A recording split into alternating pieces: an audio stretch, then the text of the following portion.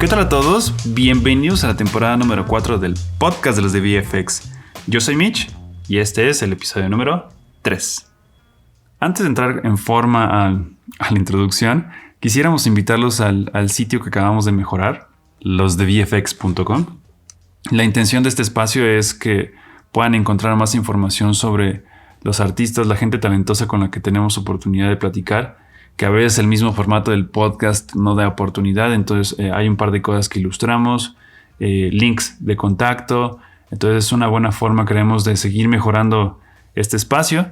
También invitarlos al newsletter para que estén informados de todo lo que viene, los eventos de la semana o las pláticas de la semana. Entonces creo que es una buena forma. Y pues bueno, si tienen alguna sugerencia de lo que estamos proponiendo, pues súper bienvenido. Y pues bueno, entrando ya en materia, tuvimos oportunidad de platicar con Denis Gloria. Ella es Production Supervisor en Animal Logic, pero pues bueno, ha tenido oportunidad de trabajar en Cinesite, Bardelli, Huevo Cartoon, en proyectos como The Addams Family 1 y 2, All Hail King Julian, Dragons Rescue Riders, Un gallo con muchos huevos. Y pues bueno, como siempre, los invitamos a que conozcan más sobre este rol en la industria. Sin más, los dejamos con el podcast. Esperamos les guste tanto como a nosotros. Denis, es un gusto tenerte el día de hoy con nosotros. La verdad, agradecemos mucho el tiempo y el espacio que te estás dando el día de hoy. ¿Cómo estás?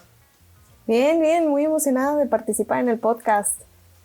Muchas gracias por la oportunidad de estar aquí. Estoy bien emocionada. Qué padre. Eso nos gusta que te emocione porque nosotros también nos emocionamos. Digo, para los que no conocen a Deni, ella es Production Supervisor en Animal Logic actualmente. Y me gustaría empezar justo por esa parte. Digo, tal vez tenemos una definición de diccionario de lo que hace un Production Supervisor, pero me gustaría que en tu experiencia nos pudieras como definir o cuál sería la descripción del trabajo que haces. Pues definitivamente cada compañía tiene como que sus propios nombres para distintos puestos. Entonces lo que hago como supervisora de producción en Animal Logic es prácticamente dar desde un punto de vista un poco más alto, más arriba, apoyo a los departamentos a los que yo tengo asignados. En este caso es arte y DMP. Entonces, por ejemplo, de lo que yo me encargo es de hacer crewing, ver extensiones de contratos, si tenemos suficiente gente, si tenemos demasiada gente, todo lo que es el schedule de producción que yo recibo del production manager, analizarlo y ver si es factible, si no es factible con los recursos que tengo. Ahí hacer un poco de trabajo con el director y asegurarme de que entienda los procesos, con el supervisor, si hay cualquier problema técnico, con otros departamentos. Yo soy esa parte que conecta también. Entonces, prácticamente soy la que arregla problemas, se asegura de que la agenda de producción se cumpla y que tengamos todos los recursos necesarios para lograrlo.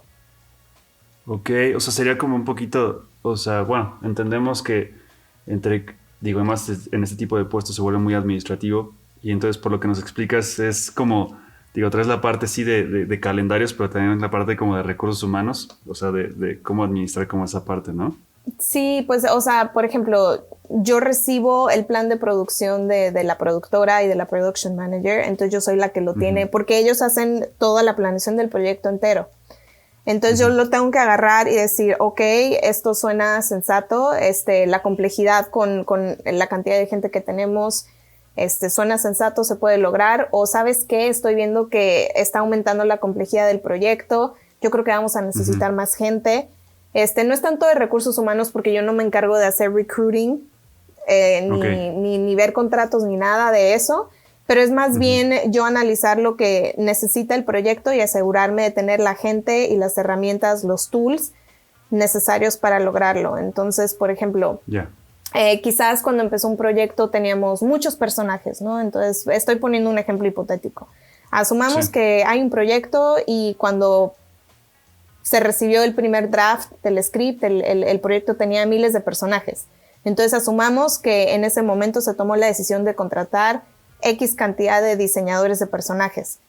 Pero si a la mitad del proyecto esas necesidades cambian y ahora hay menos personajes y más sets, entonces son diferentes habilidades y un perfil distinto de diseñador. Entonces ya yo tengo que ver, oye, ¿sabes qué? Entonces ahora necesitamos ver si la gente que tengo también puede hacer diseño de sets y si no, conseguir gente que tenga el perfil adecuado.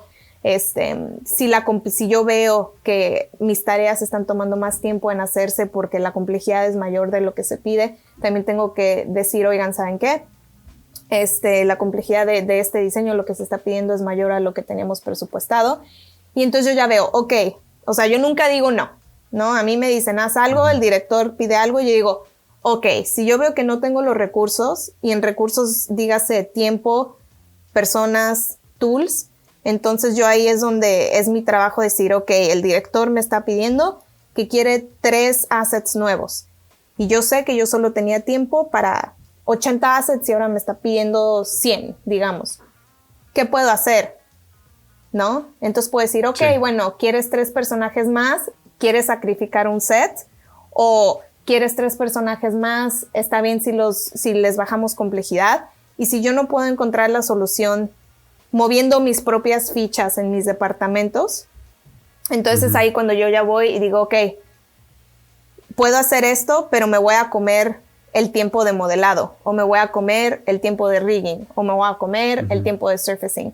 Y ya es chamba de la production manager decir, sí, hazlo porque en rigging podemos contratar más gente, o tenemos estos tools que van a hacer eficiente el trabajo, entonces te puedes comer tiempo de rigging, y entonces yo absorbo ese tiempo y digo, órale, estamos bien.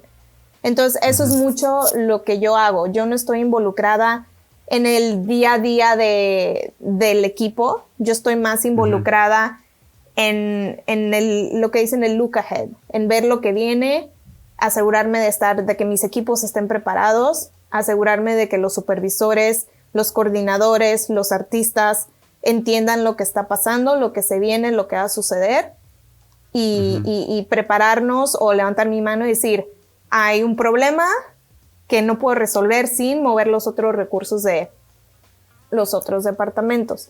Claro. Entonces, digo, aquí ya me di una respuesta muy larga, pero esto es lo que yo hago. Entonces, digamos que, o sea, me aseguro que, básicamente, en pocas palabras, me aseguro de que los equipos que yo tengo puedan hacer su chamba.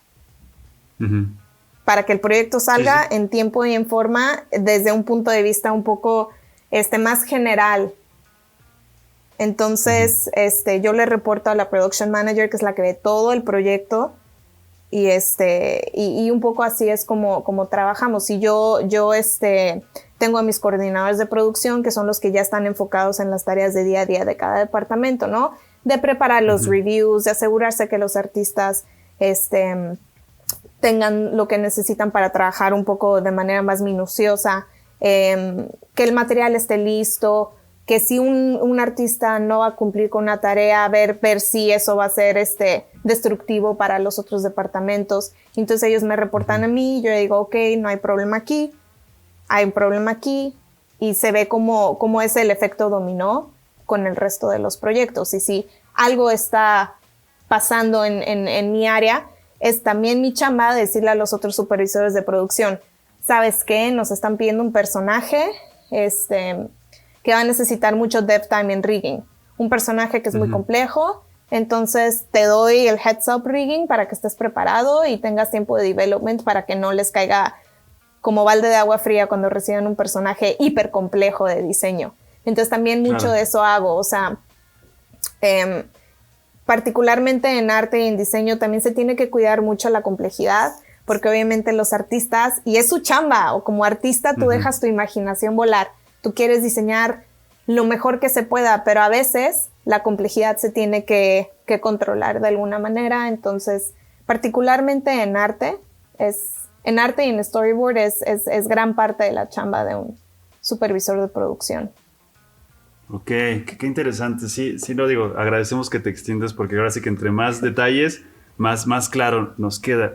Oye, Denny, y por ejemplo, Denny, ¿cómo sería actualmente, cómo sería tu día a día? O sea, ¿cómo es tu trabajo? Tal vez ahorita ya nos pusiste como varios ejemplos, ¿no? Pero ahorita en la actualidad, sí. ¿Cómo es un día de trabajo como supervisor? O sea, dices que tienes contacto con director, no sé, te toca tal vez revisar, no sé, guiones. Digo, yo sé que tal vez no ves bueno, no sé, o sea, porque tienes la gente que se encarga del día a día, como dices, ¿no? Pero no sé si te toca de repente checar como como shots. ¿Cómo es ese acercamiento con dirección?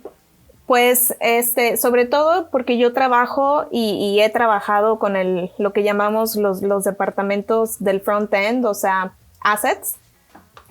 Sí tengo mucha interacción con los directores y dependiendo de la fase del proyecto es lo que hago. Entonces, digamos, ahorita estoy en fase temprana de un proyecto. Entonces, mucho de lo que hago es agarrar el guión o agarrar y estar muy pendiente de lo que están haciendo en el storyboard y hacer lo que se llama un assets breakdown, ¿no? Así desglosar todo el guión y calcular el número, o sea, lo que se va a necesitar para hacer el proyecto en cuestión de assets. Entonces, decir, ok, tenemos tantos personajes, tantos props, tantos sets y, o sea, desglosarlo todo. O sea, este personaje va a salir en X cantidad de minutos en la película, entonces es un personaje protagónico. Este set está muy complejo y solo sale en 30 segundos de la película. Entonces yo agarro el script, lo analizo con la production manager y producción y vemos cómo está el proyecto en cuestión de assets. Y se negocia. Oye, ¿de verdad quieres un set que está macro complejo y que solo va a salir en 30 segundos de la película? Sí, no. Y luego, como todo empieza con arte, pues se crea toda la estructura con la que el resto de los departamentos de assets van a trabajar. Entonces, ahorita, por ejemplo, que estoy en fase temprana con un proyecto, eso es mucho de lo que estoy haciendo. Estoy analizando los animatics, porque obviamente de script a animatic cambian muchas cosas y muchos assets se agregan y se quitan. Claro. Entonces es un poco mantener al día ese documento junto con la productora y crear la estructura en nuestro software de producción que va a permitir que todo esté organizado y que sea claro para los demás departamentos una vez que empiecen a trabajar. También la chamba con el director, pues es obviamente como ahorita estamos en fase de desarrollo visual, de desarrollo visual es mucho trabajar, ver lo que les está gustando, lo que no les está gustando, para dónde quieren ir, traer consultores si creen que necesitamos consultores visuales, hablando sobre el área visual porque yo estoy en arte, para lograr que el director pueda expresar lo que quiere y lo que necesita y también lo que no quiere, lo que necesita, porque hay veces que esa parte de dirección es difícil. Entonces, uno en producción tiene que buscar la manera de que los creativos puedan expresar y darse a entender lo que les gusta y lo que no les gusta para asegurarnos de todos estar apuntando hacia el mismo lugar creativamente. Entonces, digamos que en fase temprana del proyecto, eso es un poco lo que estoy haciendo. Mucha planeación, estructuración. Estoy creando vínculos con los directores y con el production designer, que es la cabeza creativa desde un punto de vista de arte en todo el proyecto. Entonces también hay mucho de eso, o sea, hay mucho de eso. Cuidar esos vínculos, crear esos vínculos, nutrir esos vínculos para que esas relaciones estén bien por el resto del proyecto. Claro, no, digo, qué interesante y qué padre, porque sí, ahora sí que sí, te tiene que gustar mucho la planeación y la organización, ¿no? Es la base de todo, ¿no? Para que un buen proyecto salga a flote, pues ahora sí que, pues eso que nos cuentas de estimar los assets, porque obviamente va a evolucionar el proyecto, cambiar y estar actualizando eso, sin duda es un trabajo arduo, ¿no? Y más en estas primeras etapas, como dices, ¿no? Que todo, a veces mucho cambia, ¿no? Muchas ideas cambian, entonces, tal vez cosas evolucionan, vienen, entonces tener actualizado eso, sin duda, es bastante trabajo. Es una chambota, o sea, por ejemplo, sí. en Adams también trabajé con assets en Adams y fue bastante complicado porque por varias razones, pero una de ellas es que muchas cosas cambiaron de script a animatic y luego volvieron a cambiar de animatic a layout. Entonces de repente me llegaban cosas de freebies y así, sí. ¿Qué es eso? ¿Qué es ese asset? Si yo no lo tenía en mi lista. Sí, sí. O quizás assets que estaban atrás y nadie los veía y ahora estaban protagónicos, entonces los teníamos que revisitar y hacerlos de resolución mayor para que pudieran aguantar un shot tan cercano. Mucho de eso, y también es mucho de asegurarse de que todos los demás departamentos sepan lo que está pasando en assets, porque todos dependen de los assets de una u otra manera. O sea, si hay un set, layout tiene que saber que todas las ventanas, las puertas están rigueadas, y dices tú, pues eso es obvio, pero no es obvio, o sea, no es obvio, lo aprendemos a la mala. Claro. Entonces, oye, por ejemplo, ahorita que mencionas ese ejemplo particular de que de repente salen estos assets que no tenían un protagónico, tal vez están en el fondo y ahora están un poquito más al frente y aquí otro tipo de trabajo por la presencia que van a tener en cuadro.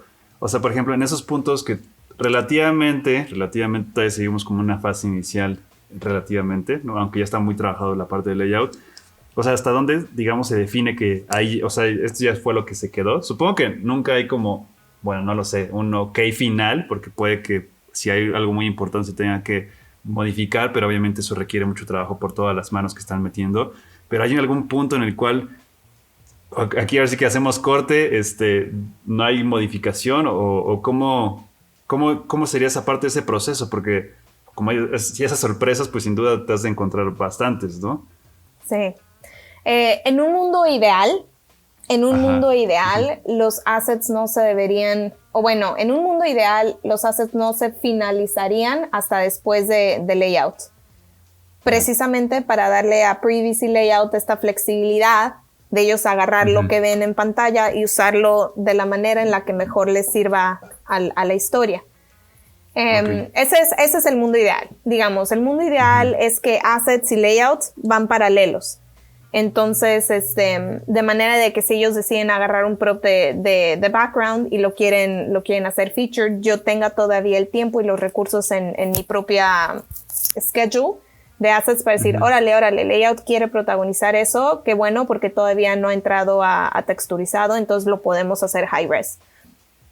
Pero pues obviamente ese no es el caso siempre. Dependiendo del presupuesto de una película, a veces los assets tienen que estar finalizados antes de que lleguen a animación, porque a veces animación también quisiera o disfrutaría esa flexibilidad.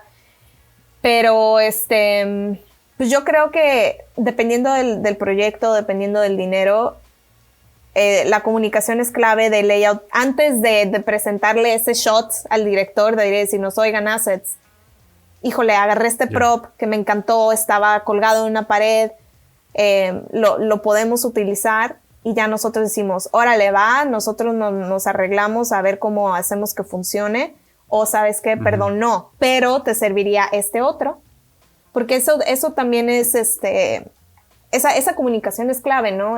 La gente de assets sabe cuántos árboles hay en el proyecto.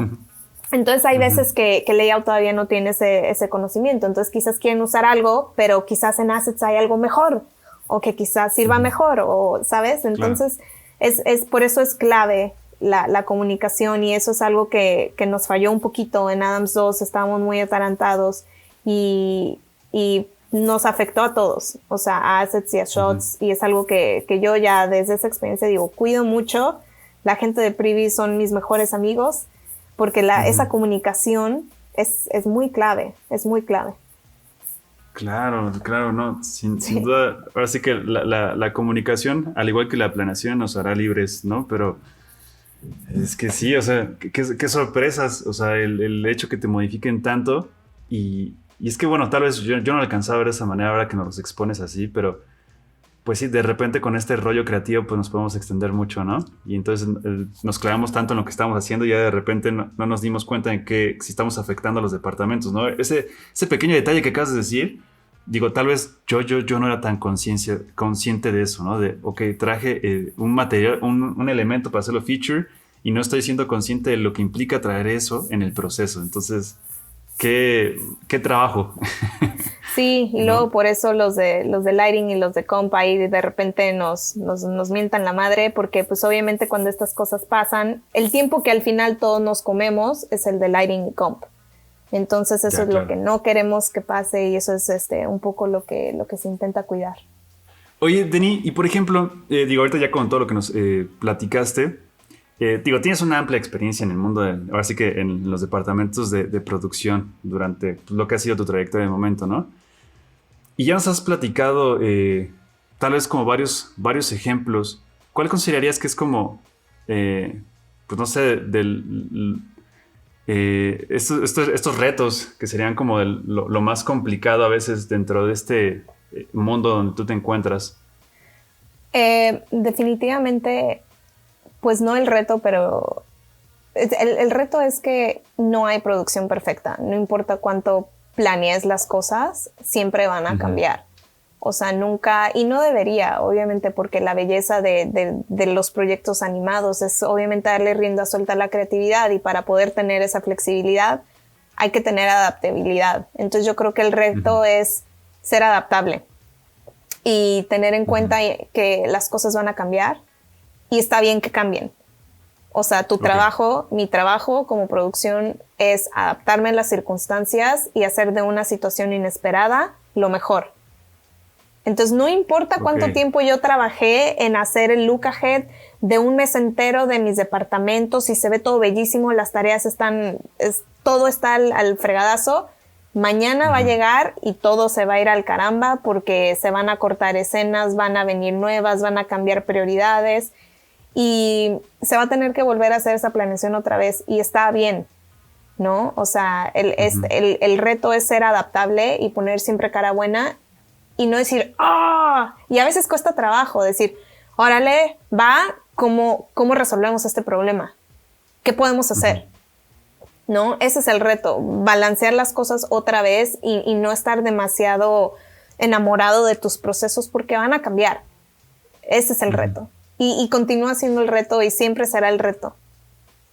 La adaptabilidad. Claro, y es que, sí, sin duda, o sea, es que uno pensaría que tal vez, viéndolo desde lejos, pensaríamos que hablando de estos nombres tan grandes de empresas, todo justo, ¿no? Todo es perfecto, pero lo acabas de dejar claro, ¿no? Porque vemos esos resultados o esos terminados, esos acabados que dices que se ve increíble lo que estamos viendo en pantalla, ¿no? Como espectador, ¿no? Pero o sea, justo eso, es como la perspectiva desde afuera, pero justo tú que estás dentro te das cuenta que no es así, ¿no? Y creo que son palabras bien padres las que dices, ¿no? De ser la adaptabilidad, ¿no? Lo perfecto de lo imperfecto.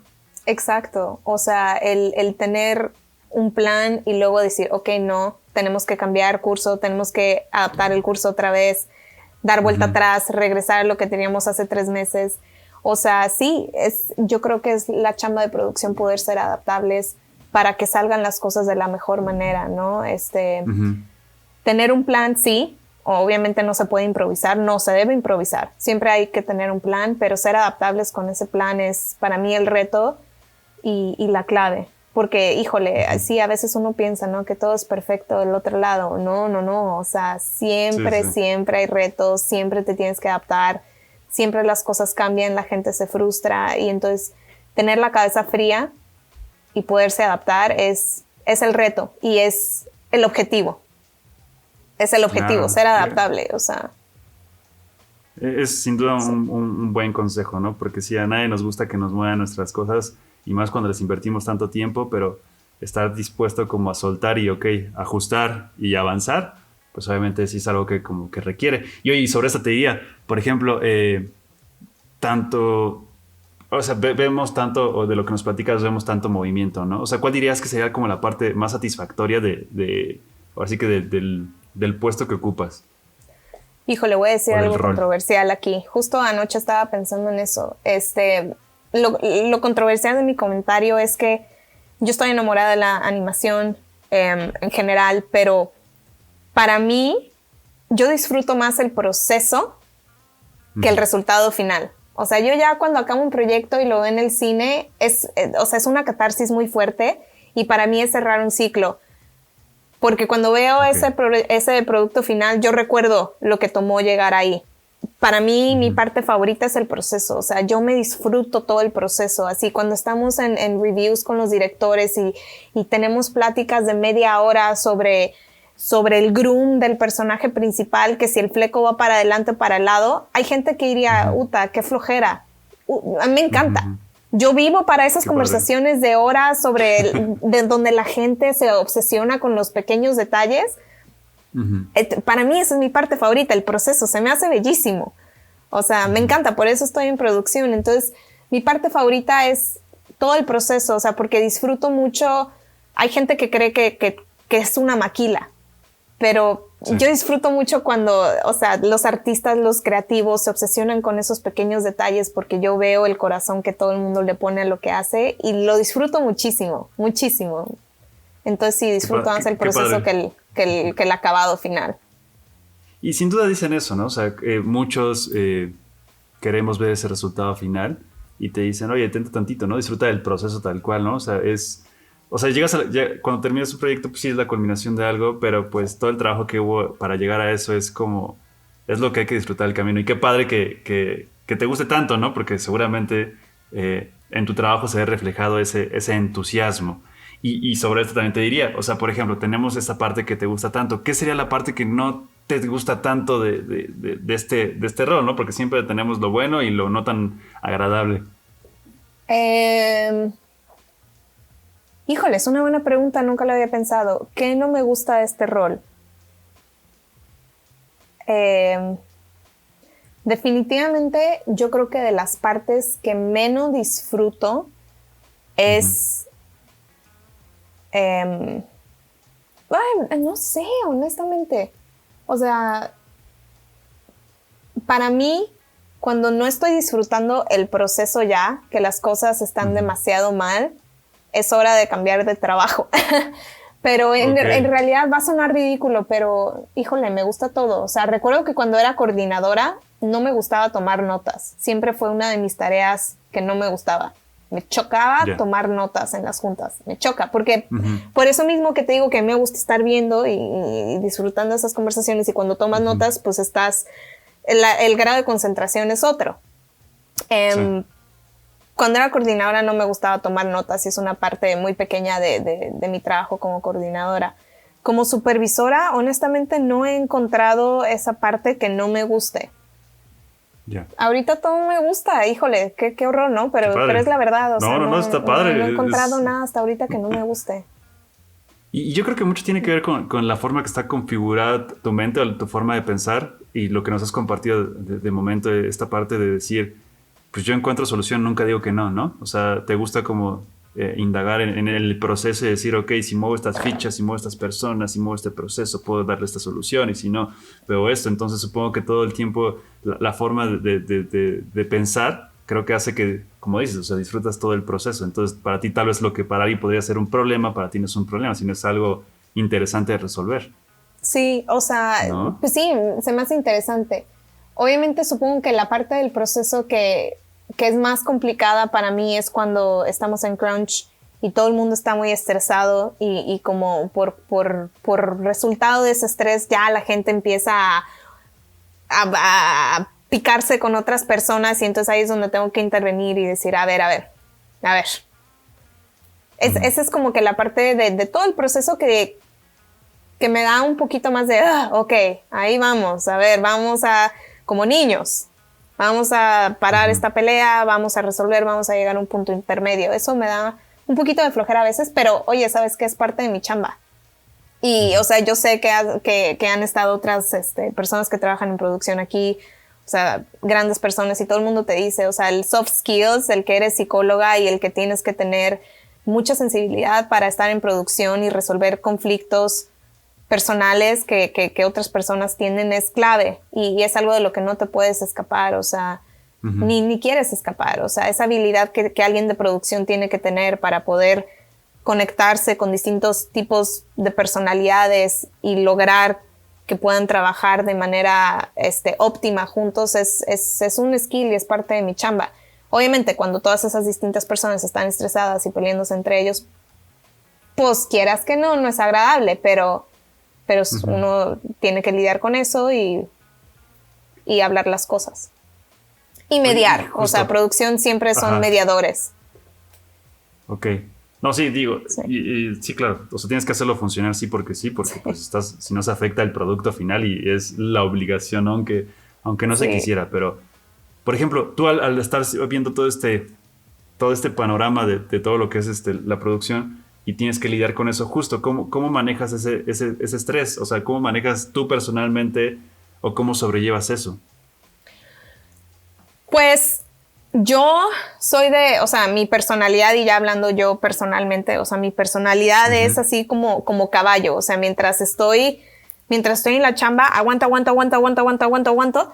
Y ya que estoy en mi casa, ya en mi tiempo, ya sí suelto el cuerpo y lo saco, pero yo ya en la privacidad de mi soledad, de mi casa. Y pues no sé, a veces lo platico con mi esposo, mis amigos, pero en el trabajo no lo saco. O sea, como que yo imploto y ya cuando estoy ya en la privacidad de mi casa, pues ya aflojo el cuerpo y saco lo que tengo que sacar, ¿no? Y así soy igual con el estrés. O sea, como que a mí me pasa mucho, y no es necesariamente algo positivo, pero me pasa mucho que yo no me doy cuenta que estoy estresada. Ya. Hasta que no puedo dormir en la noche porque estoy pensando en el trabajo. Y ya después aprendí que cuando no puedo dormir en la noche porque estoy pensando en el trabajo es que estoy estresada. Pero digamos que cuando estoy en el momento no me doy cuenta. Pues es mi mecanismo así. Yo lidio con las cosas. Muy concentrado en el objetivo, ¿no? Sí, pero en cuanto a técnicas para batallar el estrés, un consejo que me dieron a mí, muy temprano en mi carrera, es que esto es chamba. No te puedes tomar las cosas personales, y va mucho de la mano con lo que te digo de la adaptabilidad. O sea, tu trabajo, o sea, todo lo que trabajaste ayer como producción, se va a ir a la basura y vas a tener que volver a agendar todo, a asignar cosas. Y para mucha gente ese proceso puede ser muy, muy pesado, porque pues sientes que perdiste horas de trabajo. O sea, cuando yo me pasé un fin de semana de overtime trabajando en el nuevo Assets Breakdown y llegan el lunes a cambiar la historia otra vez y tengo que volver a repetir el proceso, pues sí, obviamente cuesta. Pero ahí es donde mi técnica es adáptate. O sea, esto va a pasar y va a seguir pasando porque así es el proceso. Entonces no puedes ser muy, muy rígido y aferrado a tus documentos, a tus agendas de producción, porque van a cambiar y van a adaptar y está bien. Entonces ese es como mi mantra. Las cosas van a cambiar, te vas a adaptar y está bien. Y así, repítetelo hasta que te lo creas. Así, las cosas van a cambiar y está bien, te vas a adaptar y está bien.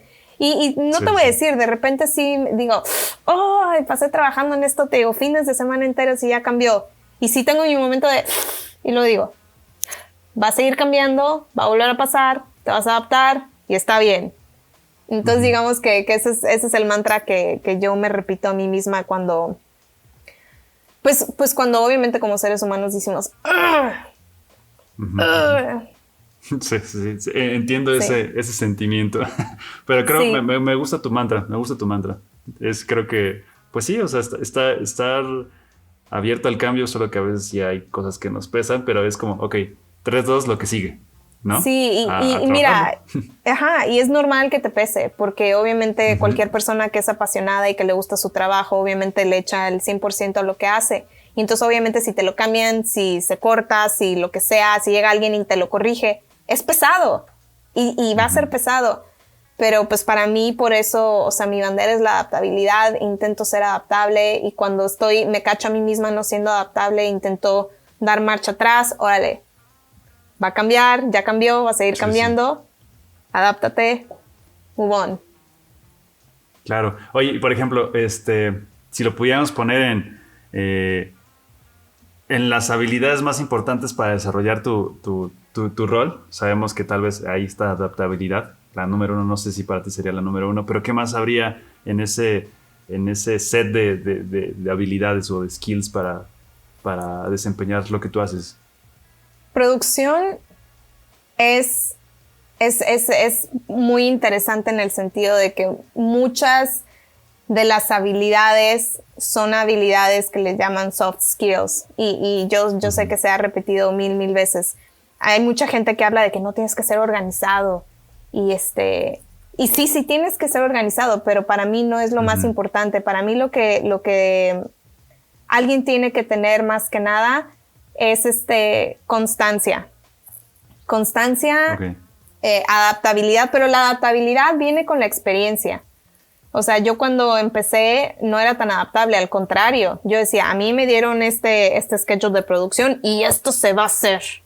Así sea lo último que haga. Y la adaptabilidad vino cuando me di cuenta, oye, ¿sabes qué? No, así la chamba de producción no es esta.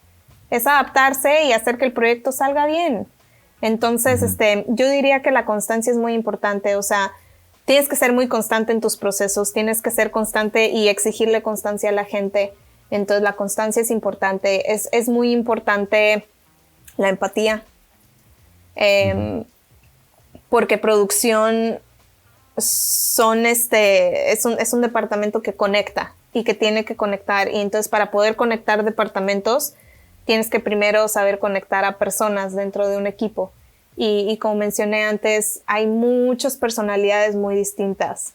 Y no todos van a trabajar o pensar como tú o actuar como tú. Entonces es importante poder ser muy objetivo para empezar, que no porque alguien no trabaje como tú esperas que trabajen quiere decir que está mal.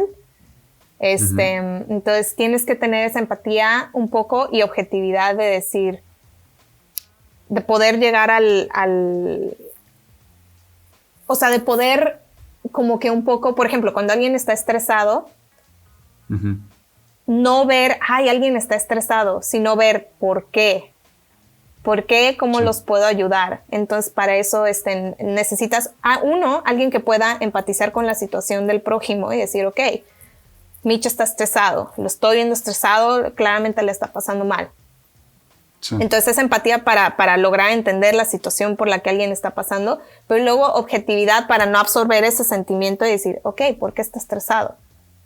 Quizás Mitch está estresado porque su computadora está muy lenta y no ha podido avanzar en 3 días.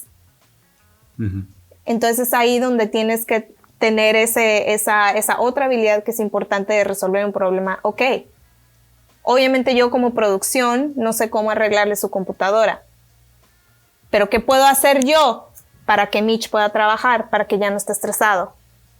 Bueno, pues ve con IT. Bueno, pues ve con Pipeline.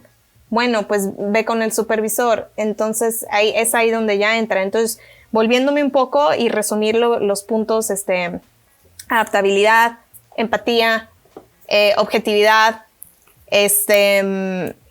constancia. Para mí, todos esos son skills muy importantes. También asertividad. La asertividad se me hace increíblemente importante. Y bueno, obviamente lo que mucha gente denomina como buena ética laboral. O sea, si alguien en producción y si el supervisor de un departamento y la persona de producción no tienen buena ética laboral, pues olvídate. Sí. Ese departamento va a ser un despapalle. Entonces, y uno dice, son cosas sencillas que quizás todo el mundo tiene, pero no son cosas sencillas porque no son cosas que se aprendan en la escuela, no son cosas que aprendas en un curso de 3D. Son habilidades de vida que uno desarrolla conforme va viviendo, ¿no? Y son cosas que uno desarrolla muchas veces sin darse cuenta. Y en producción, más que ser organizado, más que saber priorizar, más que saber usar ShotGrid o entender el proceso, tienes que tener esos soft skills. O sea, yo he visto a gente que tiene 10 años de experiencia en producción y que no les da bien porque no tienen esos soft skills. Y al contrario, yo he visto a gente que no tiene un background en animación, que llegaron sin saber absolutamente nada, pero como tenían esos soft skills, todo lo demás lo aprendes en 3 meses y ya, suficiente para hacer el trabajo. Entonces, ojalá hubiera un curso de estas habilidades, pero... Y sí los hay, pero son cosas que uno desarrolla bajo la marcha a lo largo de tu vida, porque estas son claro, habilidades de vida, ¿no? O sea, estas habilidades te van a servir toda tu vida. Sí, no, sin duda, siempre la parte humana va a ser lo más, no complejo, pero siempre el lidiar con muchas personalidades, y tratar de, pues no entenderlas, pero hacer que funcione. Siempre se vas a necesitar ese tacto, ¿no? Y claro, sin duda, las personas las personas van a ser siempre lo más importante en cualquier cosa. Como dices, todo lo técnico se aprende, pero esa cuestión humana de poder manejarla, hacer como tú dices, conectar personas, sin duda requiere habilidades que la misma vida, como dices, resumiendo, te va dando, Sí, ¿no? Y entonces no es algo sí, que se obtenga como de un día a otro, es algo que se va desarrollando y la experiencia también te lo va dando, ¿no? Y creo sí. que también es uno de los puntos que siempre como decimos es que entre más arriba estés, más más tienes que estar ¿cómo se llama? Más como tienes que tener más experiencia con las personas, ¿no? O sea, como te vuelves más administrativo, pues tienes que lidiar con personalidades. Entonces, entre más arriba tienes que estar muy consciente que las personas van a estar ahí y tú tienes que hacer funcionar las cosas, ¿no? Digo, está bien, o sea, estar artista no tiene absolutamente nada de malo, pero si tú aspiras a algo más, tienes que tener esas habilidades que sin dudas son necesarias para puestos altos, ¿no? Pues para puestos sí un poco de management y o sea, y Sí. mira, hablándolo desde un punto de vista, desde un punto de vista muy muy frío, Ujú, también es, o sea, cuando conectas con tu equipo y la gente hace las cosas con gusto porque les caes bien, la gente va a dar más de sí y vas a obtener mejores resultados en cuestión de productividad. O sea, yo he visto ujú, cosas que así, que te apachurran el corazón. O sea, por ejemplo, hace años estuve en un proyecto bastante pesado y trabajaba en ese punto con animadores. ujú. Era la coordinadora de animación. Un proyecto muy, muy pesado, donde la gente estaba completamente ya quemada, ¿sabes? O sea, muchas, muchas Ujú. horas de overtime y sin ningún break por meses. Y pues obviamente, naturalmente, cuando la gente llega a su límite empiezan a renunciar y pues completamente comprensible. No creerás que varios de mis artistas cuando renunciaron, digamos, terminaban un viernes y todavía trabajaban overtime ese fin de semana, cuando no tenían que, no era contractual, ellos terminaban el viernes, pero sentían esa conexión con el equipo que tenían que dar solo un poquito más y para mí eso era inaudito, así esta gente que ya lo había dado todo, ¿sabes? Lo había Ujú. dado todo por meses y que ya por salud mental dijeron hasta aquí, todavía antes de irse, sin que nadie se los pidiera, daban ese poquito más. Y eso es lo intangible que uno obtiene cuando se hace el esfuerzo de conectar hasta en la peor de las situaciones. Sí, O sin sea, duda. esa conexión hace que se obtengan siempre mejores resultados hasta en las peores circunstancias. Híjole, y para mí es bien importante porque pues estamos lidiando con seres humanos, ¿no? Entonces Ujú. hay que ser hay que tener sensibilidad, siempre. Sí, sin duda. Muchas Sí. gracias por compartir esta parte porque tenemos que ser, digo, depende de dónde vayas, pero creo que siempre ayuda a escuchar estas filosofías o esto lo que nos estás diciendo porque es necesario, ¿sabes? O sea, es el trabajo de equipo como persona, o sea, siempre teniendo una buena conexión, que eso es lo que dices, ¿no? O sea, no es que eso se hace, ¿no? Eso no, pero no es algo que se hace como obligado, es natural. Entonces sí es algo que no hay como una fórmula de cómo obtenerlo, ¿no? Pero es bueno que no, ahora sí que indagues tanto en eso porque es lo más importante, sin duda.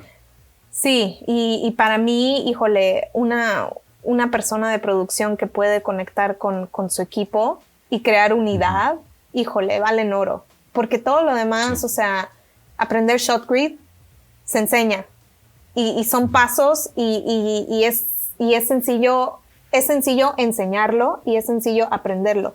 Pero esas habilidades intangibles, híjole, esas enseñarlas está complicado, porque también Sí, sí. es cuestión de personalidad y de estilo, o sea, yo las maneras, las técnicas, si lo quieres ver así, que uso para conectar con la gente, van muy atadas a mi personalidad.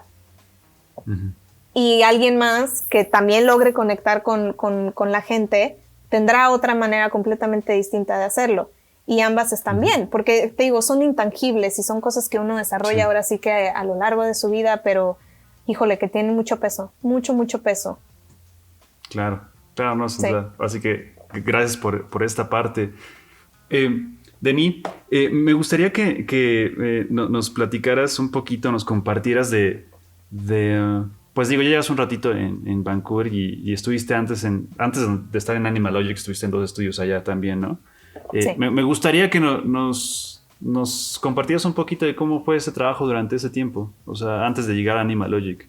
Antes de llegar a Animalogic, o sea, ¿quieres saber como desde un principio me voy muy para atrás o ya nomás? Pues no, o sea, estuviste en dos estudios antes, ¿no? De ahí en Vancouver, tal cual. O sea, me gustaría saber cómo fue ese tiempo antes de llegar a Animalogic.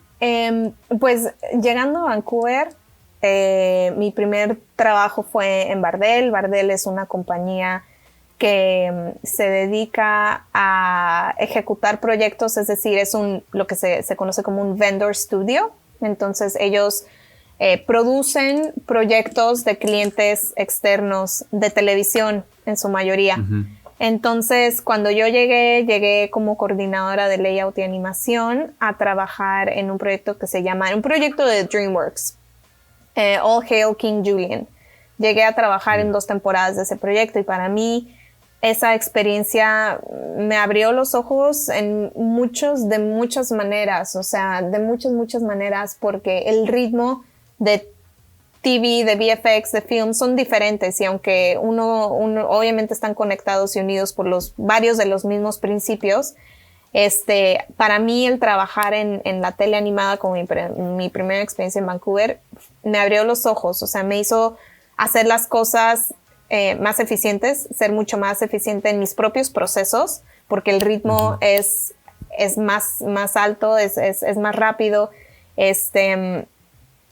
Aprendí mucho sobre cómo DreamWorks, eso sí, o sea, tenían todas las cosas estructuradas, traían una línea de producción impecable, entonces aprendí mucho sobre cómo esos procesos estaban estructurados, aprendí mucho sobre cómo lidiar con un cliente.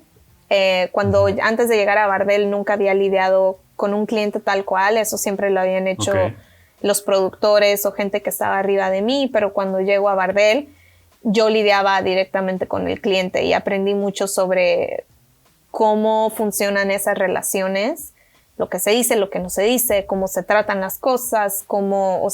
Ahora sí que como políticamente, cómo se debe de ser al tratar con el cliente, dónde están esos límites entre lo que les dices y no les dices.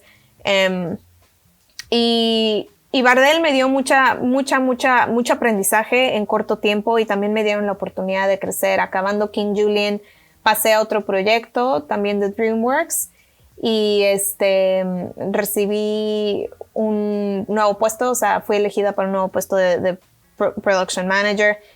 Y pues también, o sea, te digo, fueron proyectos con muchos retos. Ese último fue un proyecto con muchos retos y mucho aprendizaje. Estuve en Bardell, híjole, ya no me acuerdo, pero como un par de años, 2 años. Uh-huh. Y dejé Bardell porque prácticamente yo siempre entré a la industria para trabajar en cine animado. Entonces siempre uh-huh. lo he buscado y trabajar en tele me enseñó mucho definitivamente, pero yo quería cine animado. Y y resulta que en ese entonces Cinesite estaba reclutando para la primera película de los Addams. Entonces había entrevistado en Cinesite y no me querían dar la oportunidad como production manager porque decían que no tenía experiencia en cine, aunque sí la tenía en México. Algo que aprendí como migrante es que mucha de tu experiencia, al menos en producción, se invalida uh-huh. cuando migras porque los procesos son muy distintos, porque muchos de los puestos de producción se obtienen a base de recomendación y se obtienen uh-huh. a base de recomendación precisamente porque es muy difícil analizar estos soft skills que te digo a través de un CV. Entonces, cuando alguien trabaja contigo y sabe que tienes todos esos soft skills, es ahí donde vienen las recomendaciones y la gente, es más sencillo que te abran las puertas. Pero cuando yo llegué a Bardell, nadie de producción me conocía, esas recomendaciones no existían y Cinesite no se sentía pues cómodo obviamente haciendo esa apuesta. Entonces me dijeron, mira, como production manager no, pero si quieres aquí está este puesto de coordinación. Y dije, órale va. Uh-huh. Va. Es una apuesta que yo hice, bajar entre comillas otra vez de puesto a coordinación. Pero dije, uh-huh. órale, va, o sea, me voy a abrir camino otra vez. Y pues sí, en efecto, o sea, trabajé en la primera película de Los Locos Addams como coordinadora de producción de Previous Layout y Final Layout. Y cuando terminé ese proyecto, tuvimos como 6 meses entre esa película y la nueva, que fue The Addams Family 2. Y en esos 6 meses estuvo padre porque ayudé proyectos de Montreal animados, pero también trabajé en developments y fue la primera vez que yo había trabajado en developments. Y ahora development es como un término que se usa, es bastante amplio. Pero en este caso, development, lo que era para Cinesight, es ese proceso de atraer clientes nuevos, porque Cinesight también es un estudio que produce proyectos de clientes externos, en este caso de MGM. Entonces, development en Cinesight era ese proceso de atraer clientes nuevos, muy, muy interesante, completamente nuevo para mí. Aprendí muchísimo. Y decidí que es muy interesante, pero que a mí me gusta estar en producción de proyectos ya cerrados. Como que lo intenté y dije, órale, va, aprendí mucho y dije, no, me encanta. Obviamente nunca digas nunca, lo haría otra vez, por supuesto, pero como todo es intangible en ese momento, no disfruté tanto de este proceso que te digo que yo me botaneo bien sabroso. Entonces dije, órale, está interesante, está chido. No me encantó. Pero bueno, pasado eso, empiezo a trabajar en la película de los Addams 2 y en ese punto me ascienden a Associate Production Manager, que es prácticamente lo mismo, o sea, diferente nombre de lo que hago ahorita, pero lo mismo, en esencia. Entonces, ahí trabajé como Associate Production Management de los departamentos de Assets, que son diseño, el departamento de arte, modelado, rigging, character effects, surfacing, y luego heredé FX, el departamento de efectos. Y fue una experiencia. Esa película se hizo completamente durante la pandemia, de principio a fin. Cuando empezó la pandemia, era justo cuando empezábamos producción y nos fuimos a trabajar todos desde casa, y cuando acabó el proyecto, acabó en pandemia. Entonces, esta parte de conectar con la gente se hizo muy complicada. Fue muy complicada porque pues a través de Zoom no se perciben las mismas cosas. Es más difícil que la gente conecte, que la gente empatice. Y fue un reto en muchos niveles. Pero yo creo que al menos yo personalmente estoy muy contenta con el resultado final. Y cuando estaba trabajando en la película 2 de los Addams, me contacta Animalogic. Animalogic es una empresa a la que yo había aplicado desde que llegué a Vancouver y no me pelaron jamás. Entonces, bueno, corrección, sí me pelaron. De hecho, cuando estaba trabajando en development para Cinesight, me habían hablado para un puesto de coordinación, pero no lo tomé en el momento porque en Cinesight yo ya estaba en pláticas para mi nuevo puesto. Entonces ahí sí dije, no, ahorita no es el momento adecuado para moverme, porque aquí en ese momento era coordinadora y ya estaba en pláticas para el siguiente paso. Entonces no me convenía en ese momento cambiarme de empresa y volver a empezar todo ese proceso de de volver a hacer, volver a tener conexiones y decir, órale, yo puedo hacer esto, yo puedo hacer más, y que te den la oportunidad. Entonces me quedé en Cinesight, y cuando estaba en Addams 2 me vuelve a hablar la reclutadora con la que había lidiado anteriormente de Animalogic y me dijo, oye, pues hay esta oportunidad en un proyecto, un musical, y a mí me fascinan los musicales, nunca he trabajado en uno. Y pues ya en pláticas con ellos, un poco tomé la decisión de tomar esta nueva oportunidad después de 3.5 años en Cinesight, que es el mayor tiempo que he durado en una empresa. Y pues aquí estoy, llevo ya 3 meses en Animalogic. Es una empresa muy distinta a cualquier otra cosa. Ellos tienen su propio pipeline, entonces hay mucho aprendizaje. Ahí otra vez en Cinesight yo ya me sentía muy cómoda, ya estaba en mi zona de confort. Conocía bien a toda la gente, conocía muy bien el pipeline, sabía cómo moverme, y aquí estoy otra vez aprendiendo cómo se hacen cosas en una empresa diferente. Entonces es muy interesante, pero está muy padre el proyecto. Y el momento en el que entré en este nuevo proyecto es justo al final de Visual Development. Entonces estoy haciendo Development otra vez, pero es muy distinto al Development que había hecho en CineSite. Okay. Y esto sí, este tipo de Visual Development sí lo estoy disfrutando mucho. Sí, entonces es así como acabo en Animal Logic.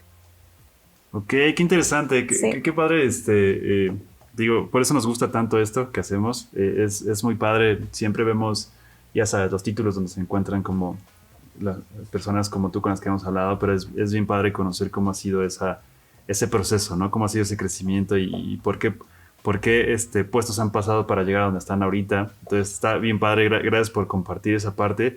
Me gustaría que ahora que nos dijiste cómo ha sido más o menos este tiempo que has estado en Vancouver, ¿cómo fue ese brinco? O sea, ¿cómo se fue ese brinco al extranjero? O sea, tú ya ibas, o sea, cuando llegaste directo a Bardel desde aquí, No. ¿cómo fue ese brinco tal cual?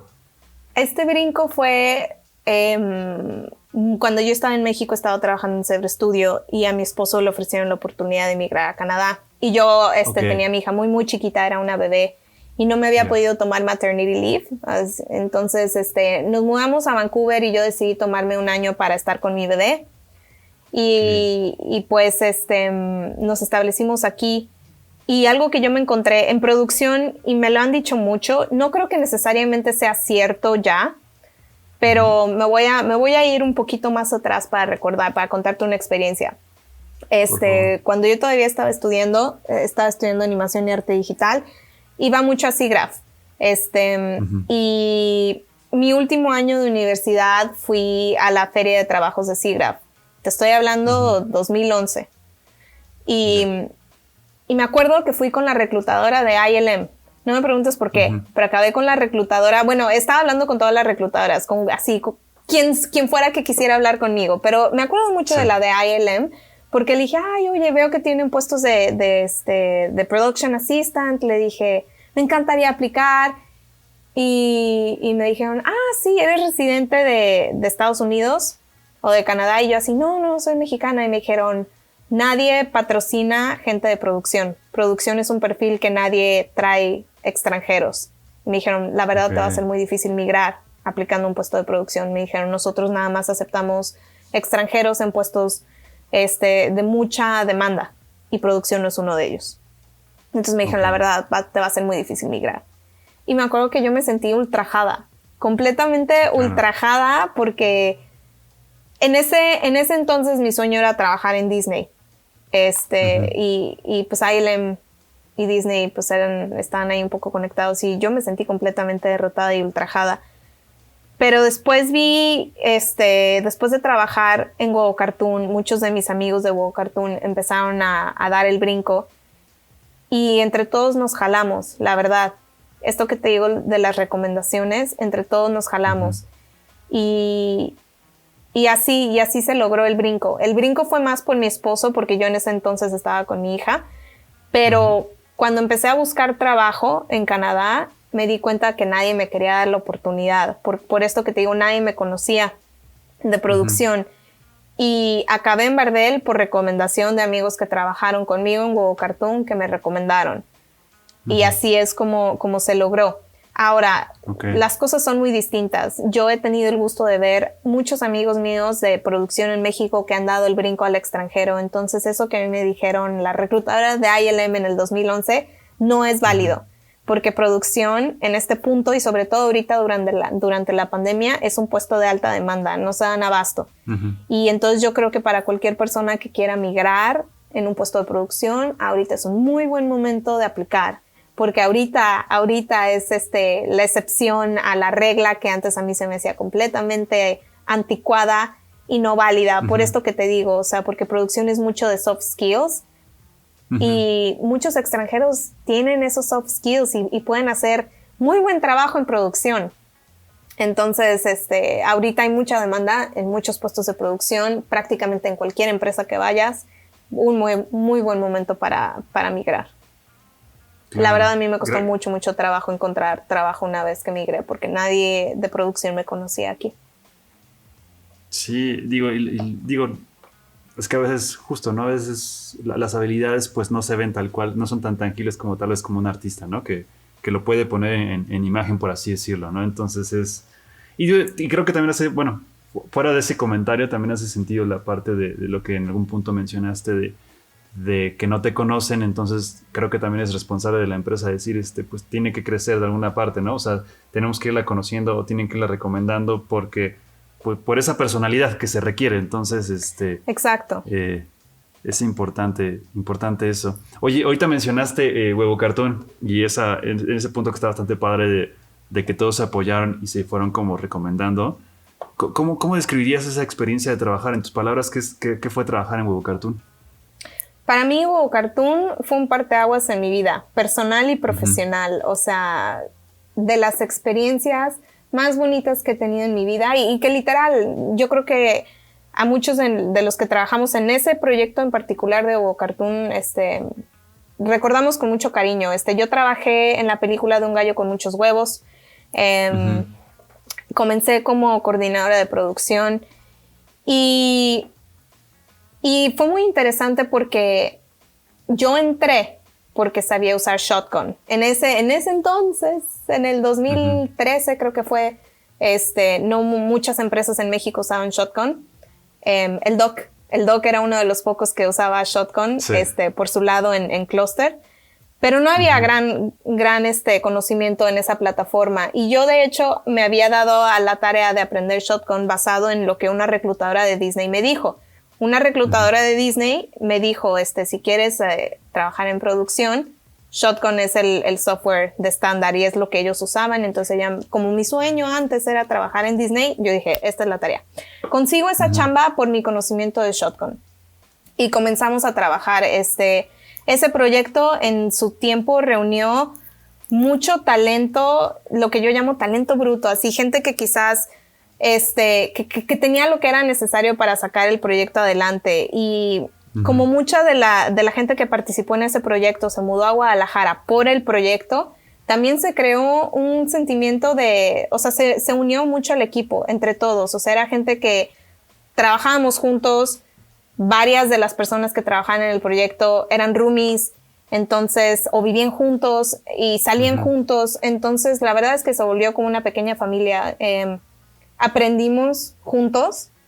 Muchas de las personas que estuvieron en ese proyecto era la primera vez que hacíamos algo de ese calibre. O sea, yo nunca había coordinado en una película animada de esa talla con ese presupuesto. Muchos de los supervisores tenían experiencia, pero quizás no en un proyecto animado de esa talla. Y la verdad es que como todos estábamos, o la mayoría de nosotros estábamos aprendiendo en conjunto, había mucha buena vibra. Y luego estaba el Beto Juárez, híjole, ese máster. O sea, Alberto Juárez, máster, así, máster, nos enseñó mucho, tenía toda la paciencia del mundo. La verdad es que en general no había, o había muy poca mala vibra. O sea, todo era amistad y colaboración. Y pasamos por unas situaciones bien chuscas, bien chuscas, y siempre se vieron con humor. Y en ese proyecto... ¿Cómo qué? Híjole... No sé por dónde empezar. Tengo muchas muy chuscas, unas personales y otras profesionales, pero bueno, una que ya se sabe, pero la voy a contar desde mi punto de vista. Teníamos un Pipeline TV que no estaba funcionando. Había ahí unos problemillas con esa persona, entonces la empresa decidió terminar el contrato de esa persona.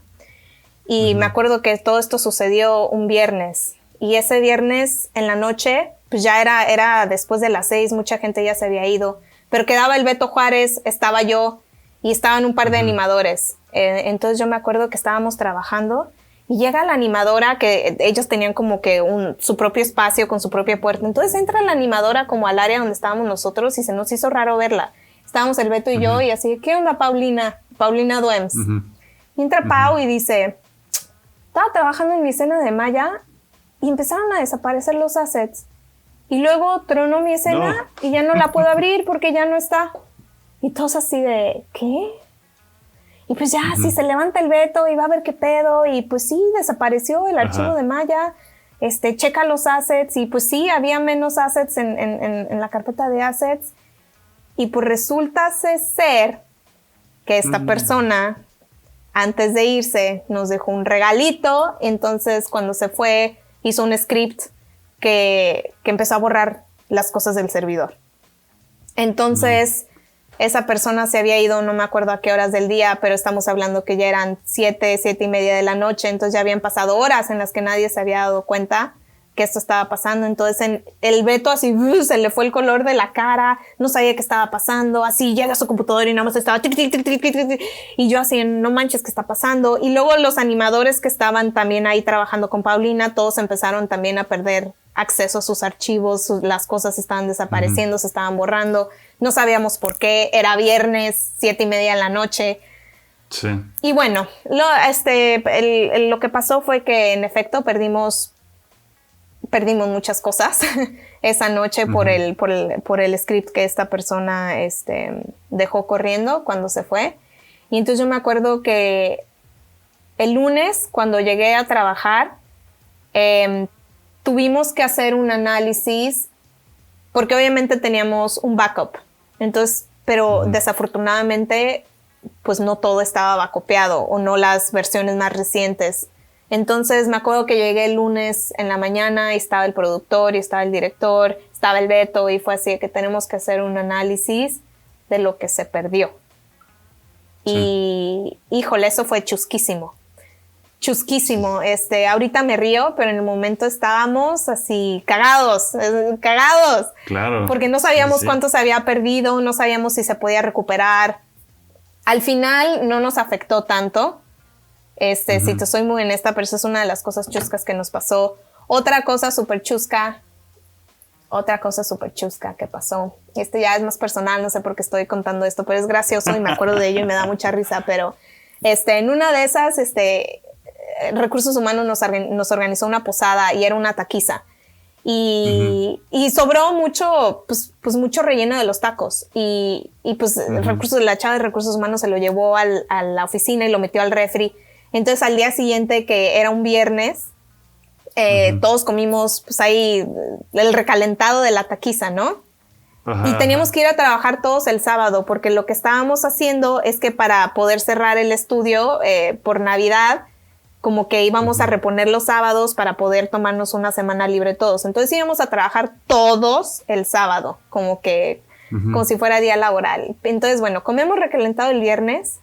Y el viernes en la noche, hijo de su madre, así, me despierta un dolor de estómago que ¿para qué te cuento?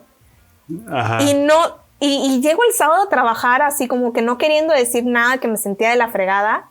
Y mucha gente empieza a decir, ¿saben qué? Estoy enfermo, no puedo ir. Y la gente que sí llegaban así de, no puedo dormir, me siento súper mal. No, así envenenados todos por el recalentado. Sí, exacto. Sí. Y la pobre de Recursos Humanos así, no, pero es que yo no dejé esta comida fuera del refri, así fue de la posada al refri. No supimos qué pasó, pero a todos nos dio la enfermedad del estómago, todos infectados, cagados de risa todos, porque pues todos bien enfermos los que fuimos, porque obviamente mucha gente la que de verdad se sentía súper mal, pues no, ¿para qué vas? O sea, qué horror, pero eso es como que otra historia que me da mucha risa. Pero bueno, el caso es que mi experiencia en Huevo Cartoon, muy bonita, conocí a mi esposo ahí, mi hija nació durante el proyecto, al final del proyecto, y como mencioné, había mucha unidad y mucha conexión entre varios de los que trabajamos ahí, podría decir que casi todos. Entonces, cuando acaba el proyecto y se desmonta la oficina de Guadalajara, pues todo el mundo queda regado y unos empezaron a irse a Vancouver y entre todos se fueron jalando. Y varios estamos en Vancouver, nos seguimos llegando, nos seguimos viendo. Y para mí la experiencia en Huevo Cartoon es mi familia de Huevo Cartoon. O sea, hace poquito me acabo de topar con una chava que también trabaja en Animalogic, es coordinadora en Animalogic, y estaba en Huevo Cartoon como coordinadora de producción, pero de la oficina del DF. Y pensaba que no me iba a acordar de ella, porque la saludé y le dije, ay, Midi, hola. Y me dice, ay, ¿te acuerdas de mí? ¿Cómo no acordar de ti? Así, ¿cómo no? Me acuerdo de todo, de todos. me acuerdo de absolutamente todo. Es una experiencia que cambió mi vida y también el motivo también porque fue importante fue porque en Go Cartoon conocí a mi primer mentor de producción. Nunca había tenido uno hasta ese proyecto, Nacho Casares. Okay. Uh-huh. El Nacho Casares me enseñó muchas cosas. Él era el productor del proyecto y yo empecé como coordinadora y luego me subieron a productor en línea. Y él de repente cuando tenía tiempo se tomaba la molestia de enseñarme cosas de su rol, del rol de productor, de presupuestos, de cuestiones más elevadas. Y me decía, a ver, chaparra, ven, siéntate, te voy a enseñar el presupuesto, te voy a enseñar cómo funciona esto, te voy a enseñar cómo se hace un breakdown de un script, te voy a enseñar esto. Y son cosas que no eran de mi rol, que no tenía por qué enseñarme y que de él nacía hacia, a ver, ven, siéntate, ahorita que tenemos media hora te voy a enseñar cómo funciona esto. Y yo a Nacho le guardo mucho cariño. Mi primer gran mentor de producción. Entonces, por mucho tiempo, así, cada que estaba en un problema, algo así, diría, ¿qué haría Nacho en esta situación? Entonces, le guardo mucho cariño a Nacho. Y en general, mucha gente de Go Cartoon, cuando los veo, me da tanto gusto. Y hablo tan mucho con varios de ellos, muchos están en Vancouver y cada que nos vemos es un gusto y sí, de hecho yo entré a Cinesite por recomendación de uno de mis compañeros de Go Cartoon, de Memo Soria y de Diego Duarte. Entonces, esas conexiones que se hacen son las que al final sirven, o sea, para la gente, digo, nosotros que estamos en la industria sabemos. Pero para la gente que vayan empezando en la industria, o sea, la gente con la que trabajas son con los que hay que hacer un buen trabajo porque entre todos nos jalamos. Y si tienes una buena experiencia laboral con alguien, sea cual sea tu rol, puedes contar con que esa persona te va a recomendar después, aunque tú no se los pidas. Así, si hay una vacante y ellos piensan que funcionarías bien. La gente se da cuenta de tus habilidades. Exacto. Y es bien bonito cuando de repente te llega una recomendación que no esperabas. Hay obviamente recomendaciones que sí se piden, que dices, oye, ¿me recomiendas? Y por supuesto, con todo el gusto del mundo. Pero también ha habido sorpresas agradables de que de repente me escriben reclutadores y es, Sultano te recomendó. Y digo, órale, qué padre, ¿no? Se siente bien bonito. Sí, claro. Entonces, sí, sin duda. Sí, gente que va iniciando en la empresa, háganse de su network, de su red, nutran esas relaciones. Toda la gente con la que trabajas, es gente con la que probablemente vas a seguir trabajando años después. Entonces siempre hay que tener buena disposición con absolutamente todos. Obviamente es cuestión de seres humanos educados, tratar a todo el mundo con respeto y pues sí, dar siempre lo mejor de ti, porque esas relaciones que tú estás nutriendo en tu día a día son las que después te van a conseguir chambas cuando lo necesitas. Claro. Entonces, bien importante. Qué padre que hayas tenido la oportunidad de estar en ese momento, ¿no? Porque sin duda sabemos que Huevo ha sido un gran exportador de talento. O sea, hay mucha gente, como dices, que está alrededor. Y qué padre, ¿no? O sea, qué padre cuando todo... digo, en mi experiencia, a mí en lo personal sentía como cuando todos estábamos en sincronía y todos estábamos como trabajando y se sentía como esa vibra de que todos íbamos en el mismo canal, pues tú lo mencionaste también antes, ¿no? O sea, cuando logras hacer eso, que a pesar de las situaciones complejas, como esa unidad, esa comunicación, pues la gente da lo mejor de sí y un poco más, creo que es lo más padre, ¿no? Entonces está padre como conocer más de esto porque, perdón, refleja mucho sobre el cómo eres y cómo te has ido construyendo. Entonces está bien padre conocer esa parte. Y en algún punto ahorita mencionabas, y ya lo sacaste 2 veces como al tema de la parte de SIGGRAPH, y me gustaría que nos compartieras un poquito de eso, ¿no? Digo, ya ahorita nos platicaste de tu experiencia con la reclutadora de ILM, pero tuviste ahí, o sea, digamos que tal vez ahorita es un poquito diferente por la situación que se lleva en pandemia, pero pues tú tienes así que un historial con ellos, ¿no? O sea, ¿por qué SIGGRAPH, no? Me gustaría que nos contaras un poquito del trabajo ahí. Cuando yo estaba estudiando la carrera de animación y arte digital, uno de mis maestros iba a SIGGRAPH cada año. Y entonces él es el que un día me agarró y me dijo, oye, ¿conoces SIGGRAPH? Y pues yo como estudiante decía, no, ¿qué es eso?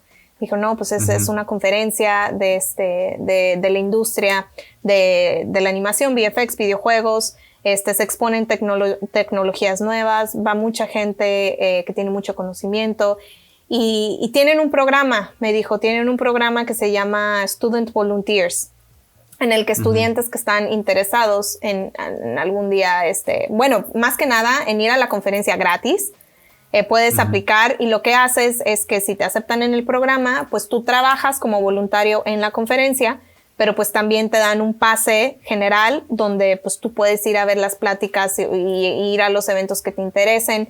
Y me dice, y entre los mismos voluntarios, Student Volunteers, pues obviamente van creando comunidad. Yo dije, órale, qué padre. Entonces sí me latió porque sonaba, yo no sabía lo que era SIGGRAPH, pero sonaba como una buena oportunidad y mi papá siempre me dijo que las oportunidades se presentan una vez, entonces si alguien te dice algo, ¿por qué no? Así, el no ya lo tenía. Entonces dije, pues voy a aplicar. Entonces apliqué al programa y me acabaron aceptando y fui a mi primer conferencia de SIGGRAPH, que de hecho fue en Vancouver. Entonces, un cariño muy especial. Ni me acuerdo en qué año fue, honestamente. No me acuerdo en qué año fue, quizás en el 2009, no me acuerdo. Pero fue mi primera conferencia de SIGGRAPH y me abrió los ojos. O sea, obviamente yo sabía que la industria era muy grande en el extranjero, pero no creo que yo jamás, o sea, como estudiante no dimensionaba lo enorme que era y cuánta gente se dedicaba a esto. Y entonces, o sea, recuerdo haberme sentido, me dieron así mi librito con todas las actividades y estaba completamente abrumada con las posibilidades. Así quería ir a todo. Y no sabía ni qué escoger, entonces lo que hice es que pues me inscribí, yo tenía turnos, tenía que trabajar y tenía que ayudar en la conferencia, entonces cuando no estaba trabajando iba a lo que estuviera libre y la verdad sí me cambió el panorama mucho porque conocí entre los mismos Student Volunteers, conocí a gente afín, gente que estaba exactamente en el mismo... En mi mismo plano de vida, estudiando, queriendo entrar a la industria, no sabiendo en qué, porque en ese momento yo no sabía que me quería dedicar a producción, yo solo quería trabajar en animación, en cine animado, y luego conoces a gente que tú ves como héroes, gente que escuchas de ellos y, o sea, conocí al fundador de Blender en el subway, que estaba fuera del Convention Center, y era un cuate chairísimo, en chanclas, tragando Subway y así, ay, están en SIGGRAPH, sí, sí, yo soy el CEO de Blender y se te caen los chones como estudiante, o sea, qué bonito, ¿no? Entonces, pues me enamoré de la experiencia y seguí aplicando cada año por un par de años como Student Volunteer y eventualmente me ofrecieron ser parte del comité de International Resources, que precisamente como hay varios comités en SIGGRAPH y cada comité se dedica pues a algo diferente. El Comité de International Resources es un comité que se dedica a conectar a la gente de la comunidad internacional. Obviamente SIGGRAPH, está SIGGRAPH, el evento que toma lugar en Norteamérica, pero también está SIGGRAPH Asia, que es también un evento anual que se hace en Asia. Entonces, el Comité de International Resources lo que busca es conectar a la comunidad internacional y generar vínculos. Y fue una experiencia muy bonita estar ese año en el Comité de International Resources. Ahí llegué cuando ya no podía ser Student Volunteer. Entonces, de recién graduada, entré al Comité de International Resources. Desafortunadamente, estaba completamente abrumada con el prospecto de buscar chamba recién graduada y no pude tener un compromiso mayor que el de ese año en SIGGRAPH. Entonces, solo estuve un año en International Resources, pero fue muy bonito y está padre porque mucha de la gente que conocí en SIGGRAPH como Student Volunteer, así he seguido sus carreras hasta ahorita y pues obviamente 10, 11 años después, pues ver cómo han ido creciendo, cómo se han ido desarrollando y está bien bonito y justo apenitas, así ahorita en mi proyecto de ahorita conocí a una chava que también fue Student Volunteer en SIGGRAPH, que es supervisora de producción ahorita en Paramount y me dijo, ay, yo era Student Volunteer en SIGGRAPH y yo también, ¿en qué años? Y pues siempre es otra manera más de conectar y claro. Yo le recomiendo ese programa a cualquier persona que es estudiante, cualquier persona que es estudiante, sin importar lo que estudies, puedes aplicar. Entonces, sí recomiendo muchísimo ese programa para cualquiera que está interesado en ver cómo funcionan las cosas en otras industrias de otras partes del mundo. presentan mucha nueva tecnología y eso está así. Es muy impresionante, o sea, muy, muy impresionante ver las tecnologías y escuchar las pláticas de la gente. También tienen su mini festival, donde se llama el Electronic Theater, y también las cosas que enseñan, los cortitos, publicidad, son cosas que están muy pasadas de lanza. A mí me inspiró mucho cuando fui y me sigue inspirando. Entonces, sí, cualquier persona que tenga la oportunidad de ir a SIGGRAPH, perfecto. SIGGRAPH cuesta un barote, entonces para mí como student volunteer iba grapa, iba gratis, entonces está padre. Sí, no, sin duda, digo, gracias por esto, sí es la súper recomendación, porque digo, ya también los he estado como haciendo como énfasis en ese tipo de cosas de la parte de los contactos, las conexiones, son formas, ¿no? Y qué mejor de una manera, digamos, un poquito, bueno, internacional al final de cuentas, donde puedes hacer mucho más conectes desde muy temprana edad si es que te quedas en esa industria o en esta industria. Pues sin duda siempre cualquier tipo de festivales que ahorita podríamos pensar que por la situación que vivimos es complicado porque obviamente no hay nada como la experiencia de ir y es muy padre, pero creo que también me viene a la mente lo que tú dices, adáptate, ok, si ahorita está la opción como hacerlo en línea y tienes la posibilidad, hazlo, ¿no? O sea, es lo que existe ahorita, es lo que se tiene y de alguna forma funciona, ¿no? Entonces ese tipo de cosas siempre son una gran recomendación, ¿no? Y está padre que nos compartas ¿Cómo fue tu experiencia durante tu estancia cuando pudiste participar en SIGGRAPH?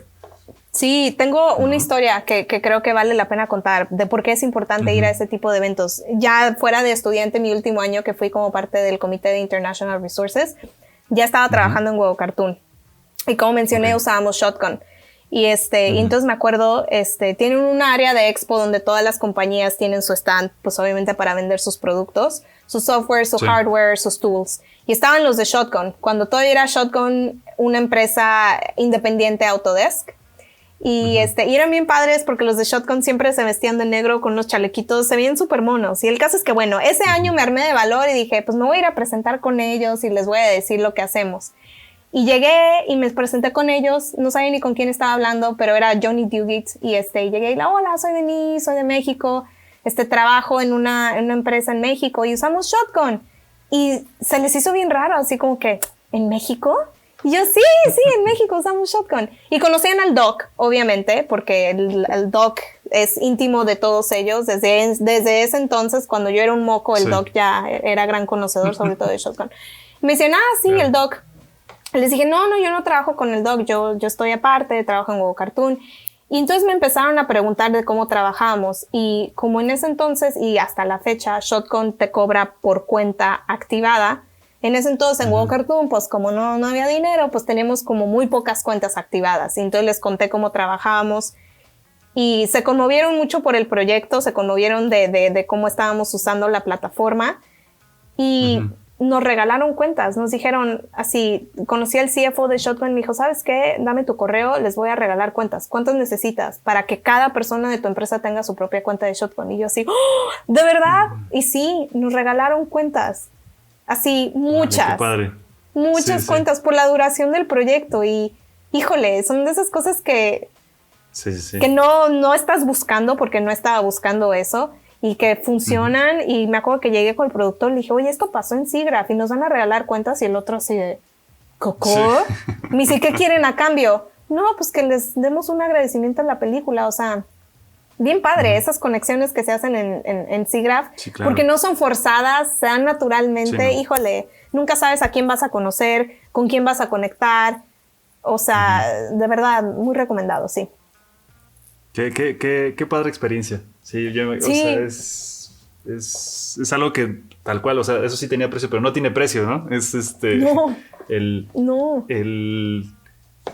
hecho de haber vivido eso, o sea, esto es como parte de lo mismo de para las personas que nos escuchan, es lo importante ¿no? O sea, como que no lo estás buscando, solamente son cosas que se dan, pero si estás en esos lugares o te buscas la manera de estar como en esos momentos, puede que pase algo, puede que no, pero estuviste ahí de alguna forma, ¿no? Entonces, súper recomendable. Oye, Denis, estudiaste en el TEC, ¿vale? Sí. Correcto, ¿no? Sí. Sí. ¿Qué dirías que fue... ¿Cómo dirías que fue tu paso por ahí? Yo fui primera generación de la carrera de animación y arte digital. Entonces, mis compañeros y a mí nos gusta decir que fuimos ratitas de laboratorio, porque sí, yo obviamente no cambiaría nada de mi experiencia porque es parte de lo que me ha traído hasta aquí.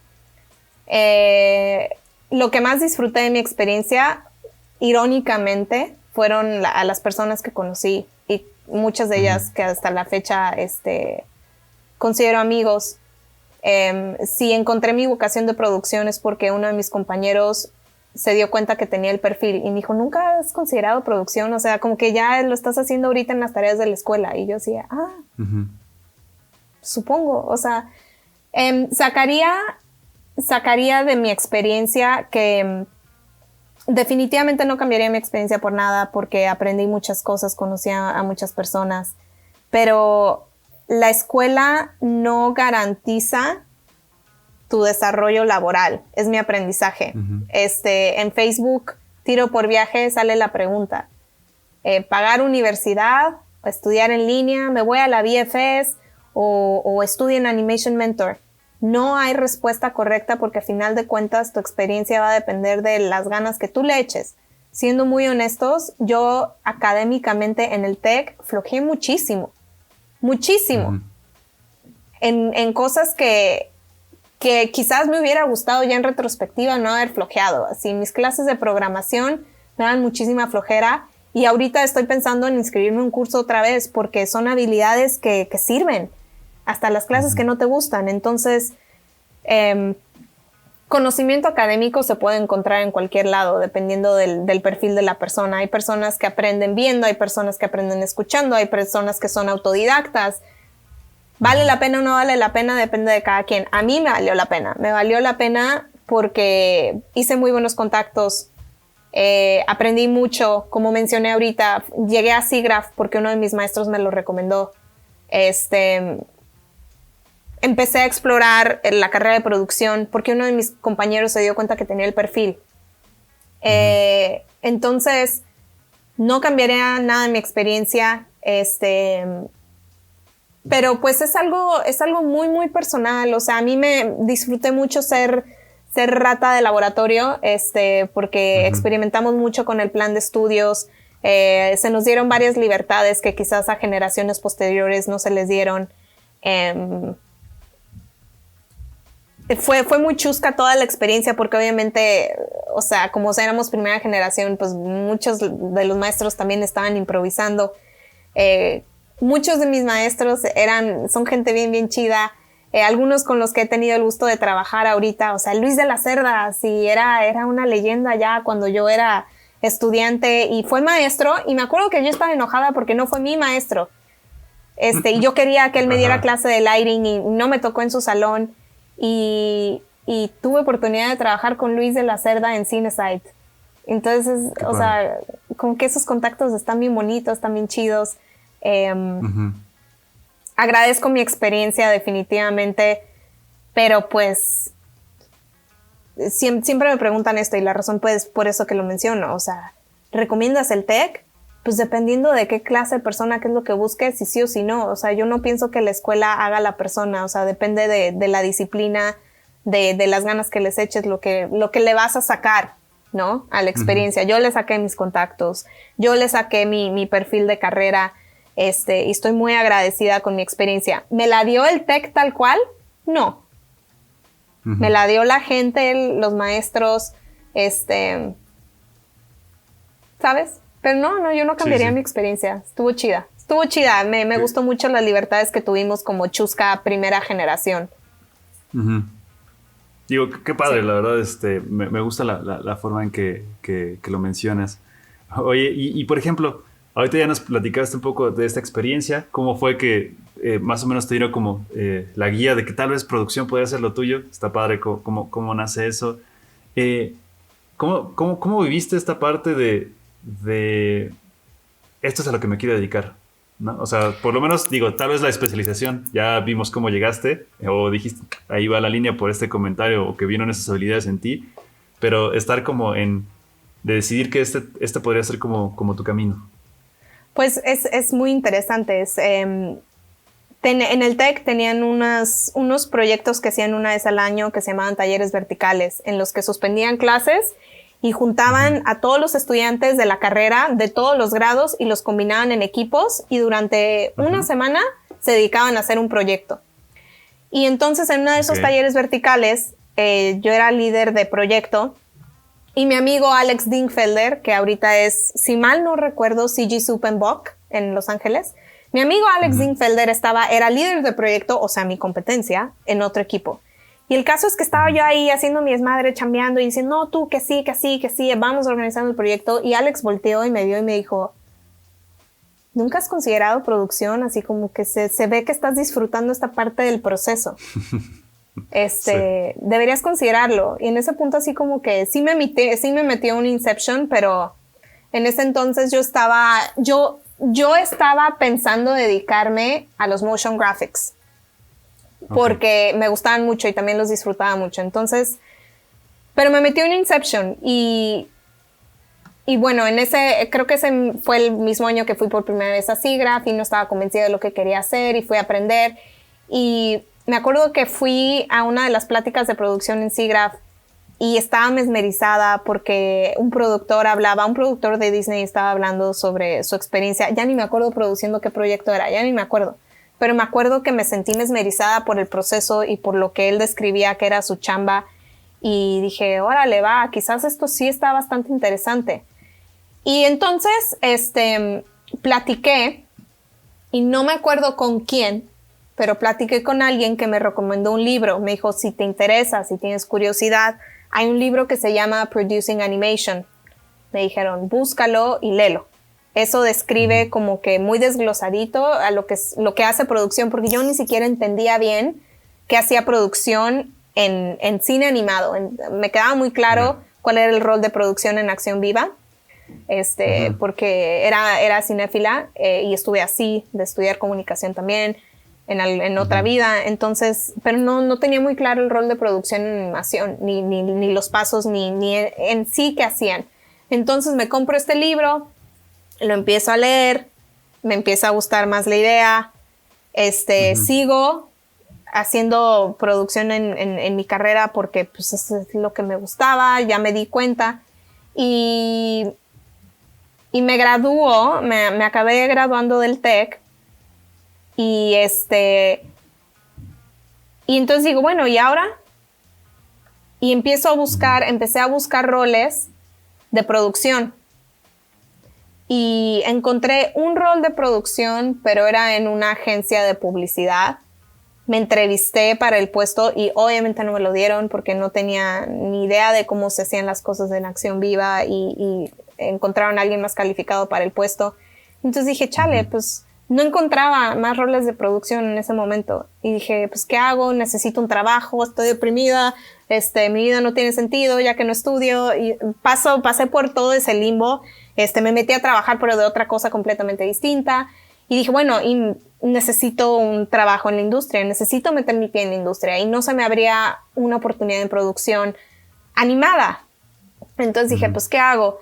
Y justo entonces sale una oportunidad laboral el dueño de una fábrica de dulces, un grupo Michel en Guadalajara, decide que quiere abrir su propio estudio de animación.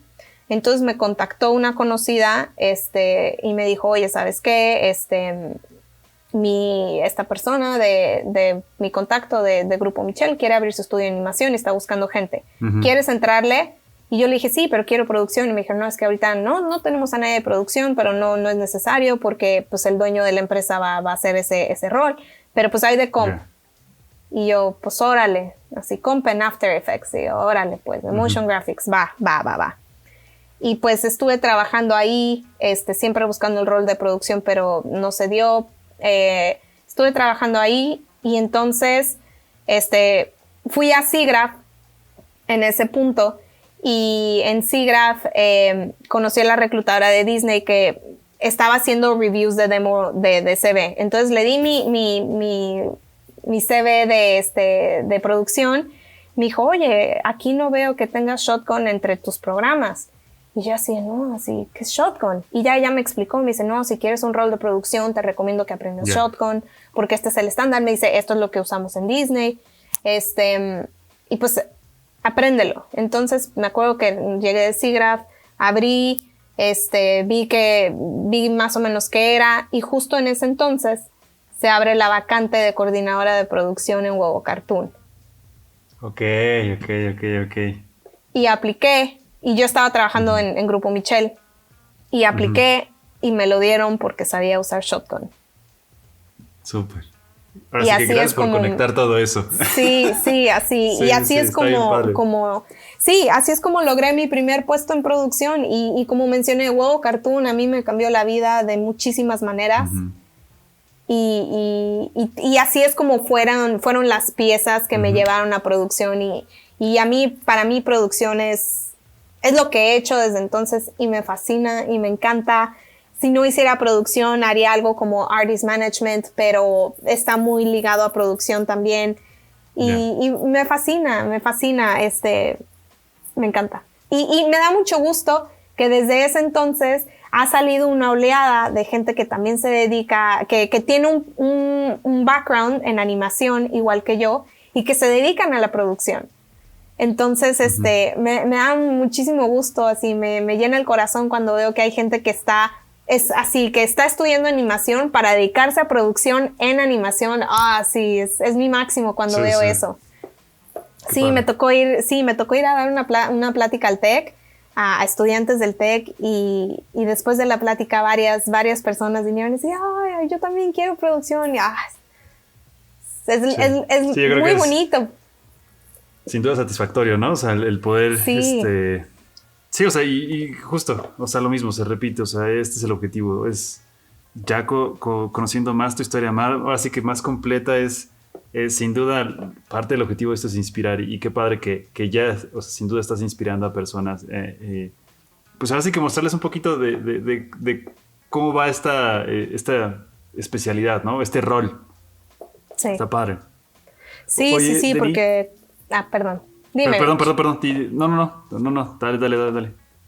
No, que te iba a decir, porque cuando yo empecé, mucha de la gente que trabajaba en producción de animación, Nacho Casares incluido, no tenían background de animación. Venían de acción viva, entrando a animación. Pero los que venimos con un perfil en animación, es más sencillo entender el proceso.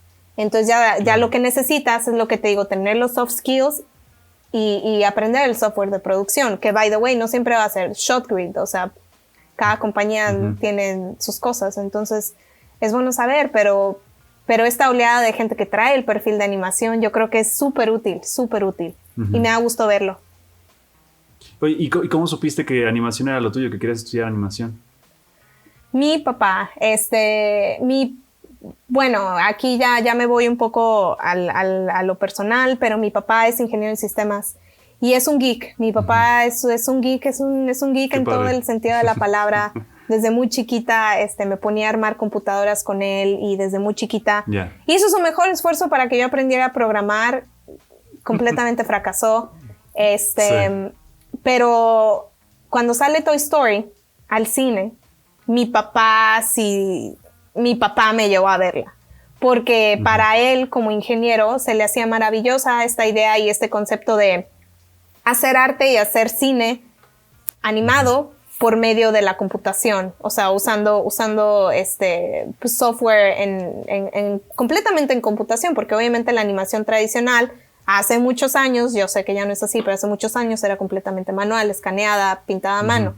Pero para mi papá esta idea de que se habían desarrollado software y tecnologías que permitían hacer películas animadas en CG, para mi papá era así maravilloso. Entonces él un poco me contagió esa afición por el CG en particular. Y pues bueno, yo crecí con mi papá que como que un poco me metió ese Inception. Y cuando me pensé en qué estudiar. Te digo, estaba entre comunicación, marketing y animación. No era una carrera en ese entonces. No existía una carrera de animación en México, al menos en mi ciudad. De animación, mis papás no tenían dinero para mandarme a la VFS. Yo estuve becada en el TEC, con una beca bastante sustanciosa. Entonces, mis papás no tenían la posibilidad de mandarme a Gobelán, ¿sabes? A la VFS, a nada de eso. Entonces, al final pensé que era más práctico estudiar marketing por las oportunidades laborales. Me metí a estudiar marketing y como a los 3 meses dije, no, esto no me está gustando nada. Con permiso, ya me voy. Y abandoné mi primer semestre en marketing y no quería estudiar comunicación porque pues me di cuenta que lo que quería era animación y no sabía qué hacer. Me sentí un poco perdida porque no sabía qué iba a pasar. Y mi papá fue maestro del TEC hace muchos años y entonces estaba conectado con gente del TEC todavía que le dijeron que estaban pensando en abrir la carrera. Y entonces mi papá me dijo, si esto va en serio, si esto es algo que quieres hacer, espérate 7, 8 meses y van a abrir la carrera y te puedes inscribir. Y eso hice. Entonces, en el tiempo que me esperé a que abrieran la carrera, me metí a trabajar de achichincle de René Castillo, el director de Stop Motion, en Guadalajara. Okay. Y le acomodaba sus catálogos. Estuve con él un par de meses, también para ver si, como que mi papá estaba un poco ayudándome a descifrar lo que yo quería en verdad. O sea, porque obviamente cuando uno habla de la animación, o sea, se habla de muchas cosas, ¿no? Videojuegos, VFX, animación tradicional, animación CG, publicidad, o sea, hay tantas, es muy amplio, motion graphics, es amplísimo. Entonces, yo creo que mi papá, y no me lo dijo él nunca, pero ya viendo para atrás, yo creo que eso es lo que quería, ayudarme a descifrar bien qué es lo que quería. Y asegurarse de que supiera que pues la animación quizás no era este concepto súper romántico que yo tenía en la cabeza. Y que obviamente o sea, una persona sola es difícil que pueda terminar en su totalidad un proyecto animado. Se necesita la especialización y ver bien en qué vas a hacer. Entonces, bueno, el caso es que me conecté con René Castillo y me dio la oportunidad de ser su achichincle por unos meses en lo que entraba a la carrera y qué bonito. O sea, yo creo que con René Castillo me enamoré del proceso, porque el proceso de stop motion es uno exquisito, o sea, es uno que toma tiempo, es uno muy artesanal. Yo disfrutaba ver muchísimo a la gente que trabajaba con René haciendo sus maquetas, sus esqueletos y haciendo miles de manitas de Dragon Skin que todas se rompían y acababan en la basura, pero no importaba porque ya había estado el proceso. Yo estaba familiarizada con su trabajo, con su cortometraje de Hasta los Huesos y sí tenía mucho interés de ver cómo estaba ese proceso. No estuve tanto tiempo con René Castillo, honestamente fueron, yo creo, 4 o 5 meses a lo mucho, pero definitivamente eso cimentó mi amor por la animación, mi amor por disfrutar el proceso más que el resultado final, y cimentó mi decisión de que estudiar animación era lo que quería hacer. Y es cine animado era lo que quería hacer. Cine animado en stop motion, en CG, en 2D también me encantaría, pero cine. Así como que ahí fue donde dije, ok, quiero estudiar animación. Sí. No importa la técnica, honestamente solo he tenido oportunidad de trabajar en proyectos CG, es mi especialización, pero me encantaría poder trabajar en un proyecto 2D, me encantaría trabajar en un proyecto, híjole, a veces me la pienso con stop motion porque son proyectos muy largos que duran como 10 años, entonces me la pienso, pero me encantaría por la experiencia, pero cine, en formato que sea, pero cine animado. Sí, claro. Sí. Qué padre. Es que, digo, insisto en esta parte, es muy padre conocer todo lo que hay detrás. Y justo ir hilando cómo fue todo ese proceso. Muchas gracias por compartir esta parte, Denis. Oye, nos hemos en el transcurso de lo que hemos estado haciendo este proyecto, nos hemos encontrado con la dificultad de encontrar, pues así que colegas mujeres en puestos lead, y me gustaría saber, conocer cómo tú has visto ese tema desde donde tú laboras, o sea, ¿cuál es tu perspectiva? Definitivamente cuando trabajé en México en Cartoon, en Zebra Studios, sí se notaba, era muy marcada esta brecha. Un poco llegando a Canadá también, pero yo tuve una sorpresa bastante agradable cuando llegué a Cinesite, porque cuando yo llegué a Cinesite fue la primera vez en la que vi muchas mujeres en puestos de liderazgo. Es decir, mi productora era mujer. En la película de Adams 1, la productora era mujer, la Head of Lighting era mujer, la supervisora de Surfacing era mujer, la supervisora de CFX era mujer. Entonces, y la APM y la Production Manager eran mujeres también, y la Head of Production era mujer también. Entonces, es la primera vez que yo llegué y dije, órale, pues ¿qué les dan en esta empresa? Y me di cuenta que es posible. O sea, cuando yo entré era justo después de la adquisición de Nitrogen. Entonces digamos que era Cinesite Vancouver en pañales. Y desde que yo llegué, Cinesite tuvo muy marcado el objetivo de llegar a un 50-50. En Animal Logic también hay mucho liderazgo de mujer. Y es bien bonito. Me ha tocado, he tenido la gran fortuna de trabajar con 2 directoras mujeres, Cinzia Angelini en el cortometraje de Mila y Laura Brousseau, codirectora de Adams 2, que fue la cabeza de lighting en Adams 1. Y curiosamente, ahorita es la codirectora, Laura Brousseau es la codirectora de Toto, el proyecto en el que estoy en Animal Logic. Y sí, es la verdad... Agradezco muchísimo esa experiencia, no porque necesariamente su género las defina como profesionistas, pero porque ellas confirman que sí están las oportunidades, que sí se pueden, que yo sí considero que es más complicado porque todos tenemos lo que llaman subconscious bias. Sí creo que está más complicado, pero cuando veo a otras mujeres triunfar, híjole, no sabes la emoción que me da. O sea, Ale Pérez, por ejemplo, en México, le acaban de dar su proyecto como directora y estoy feliz por ella y no puedo esperar a ver su proyecto. Estoy muy emocionada. Ale hace una labor bien bonita también porque ella tiene el grupo de mujeres en el mundo de la animación y su proyecto ha conectado a muchas mujeres que están interesadas en esta industria, de todo rango, de cualquier especialidad y especialización, y pues me da mucho gusto que alguien tan talentoso como Ale se le reconozca en su carrera con esta oportunidad de dirección y no puedo esperar a ver lo que hace. Estoy muy emocionada, definitivamente espero ver más diversidad en puestos altos y no necesariamente solo de género, sino también diversidad racial. Estando aquí en Canadá me doy cuenta que pues sí hay una brecha racial, otro de los subconscious biases. Entonces espero ver más diversidad en un futuro. En la industria en general hay tantas historias tan bonitas que vale la pena contar y solo se van a contar si se le da la oportunidad a todas esas personas de contar sus historias. Entonces, claro, eso está padre. Sí, ¿no? Sí. Y he tenido el gusto de colaborar con mujeres en rangos de dirección, en rangos de producción, en rangos de management de oficinas y es bonito, es refrescante ver, alguien como yo lo logra, ¿no? Sí, sin duda. Gracias por compartir esa parte. Es muy importante y la verdad queremos, nos gusta ver cómo se percibe en varios lados, ¿no? Porque sin duda no en todos lados es igual y es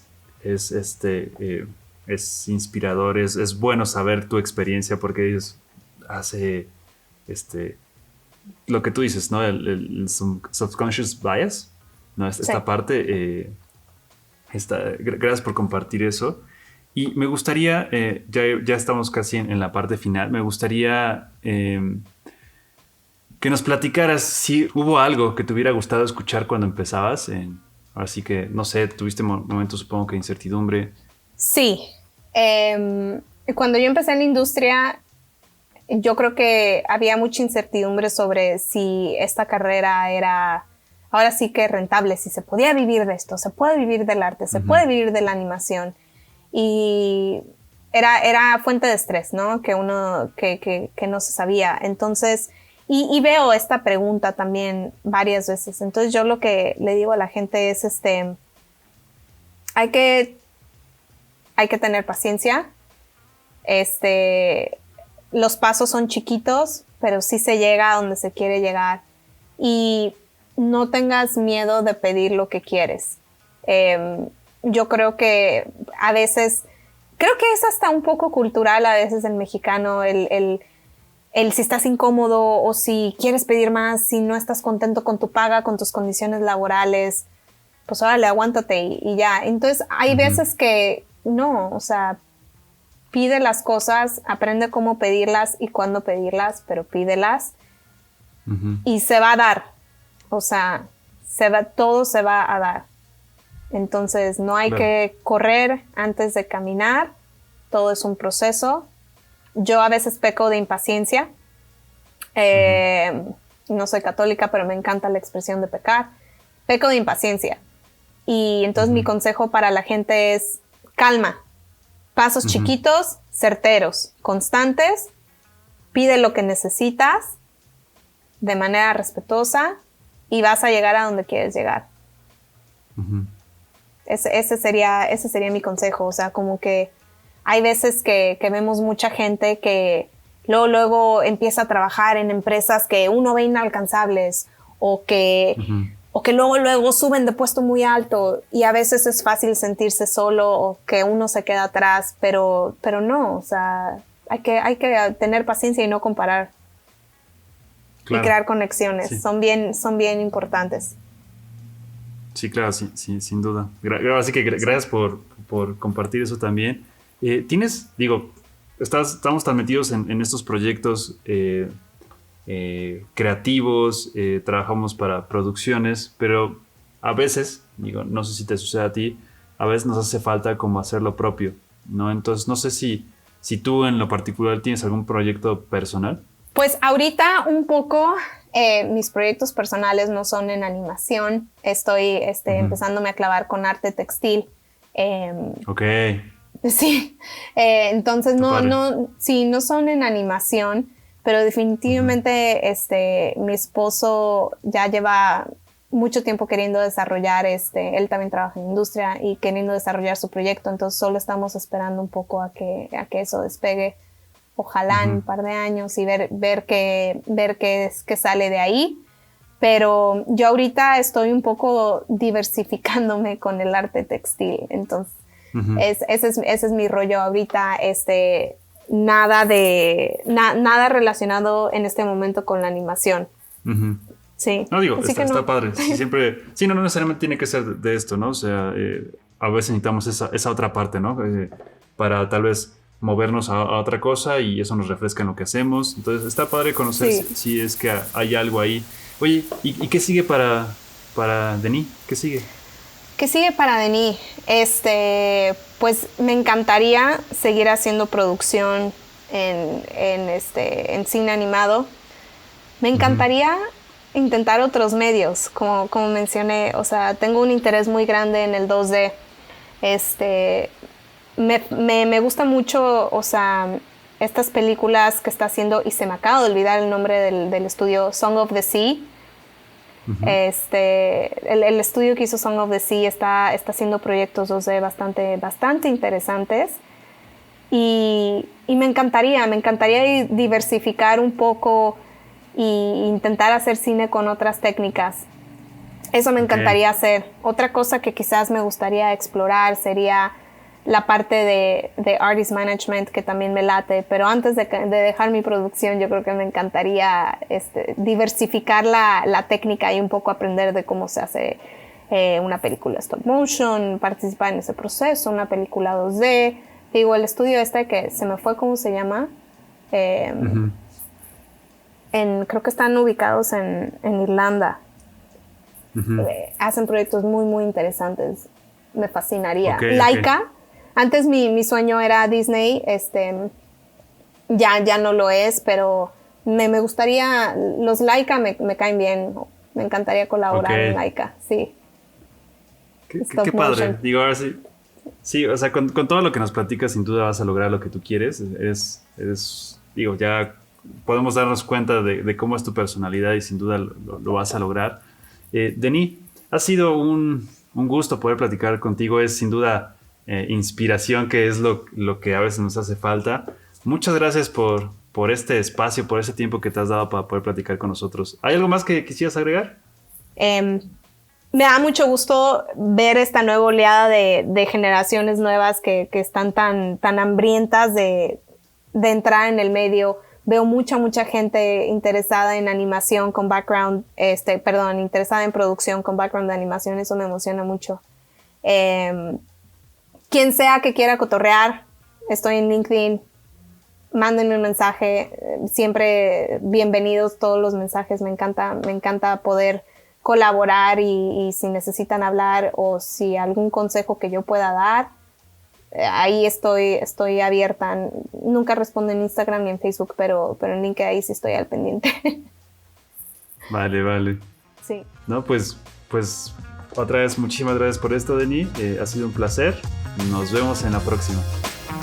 Gracias, Michi. Gracias, Abraham. Un gustazo.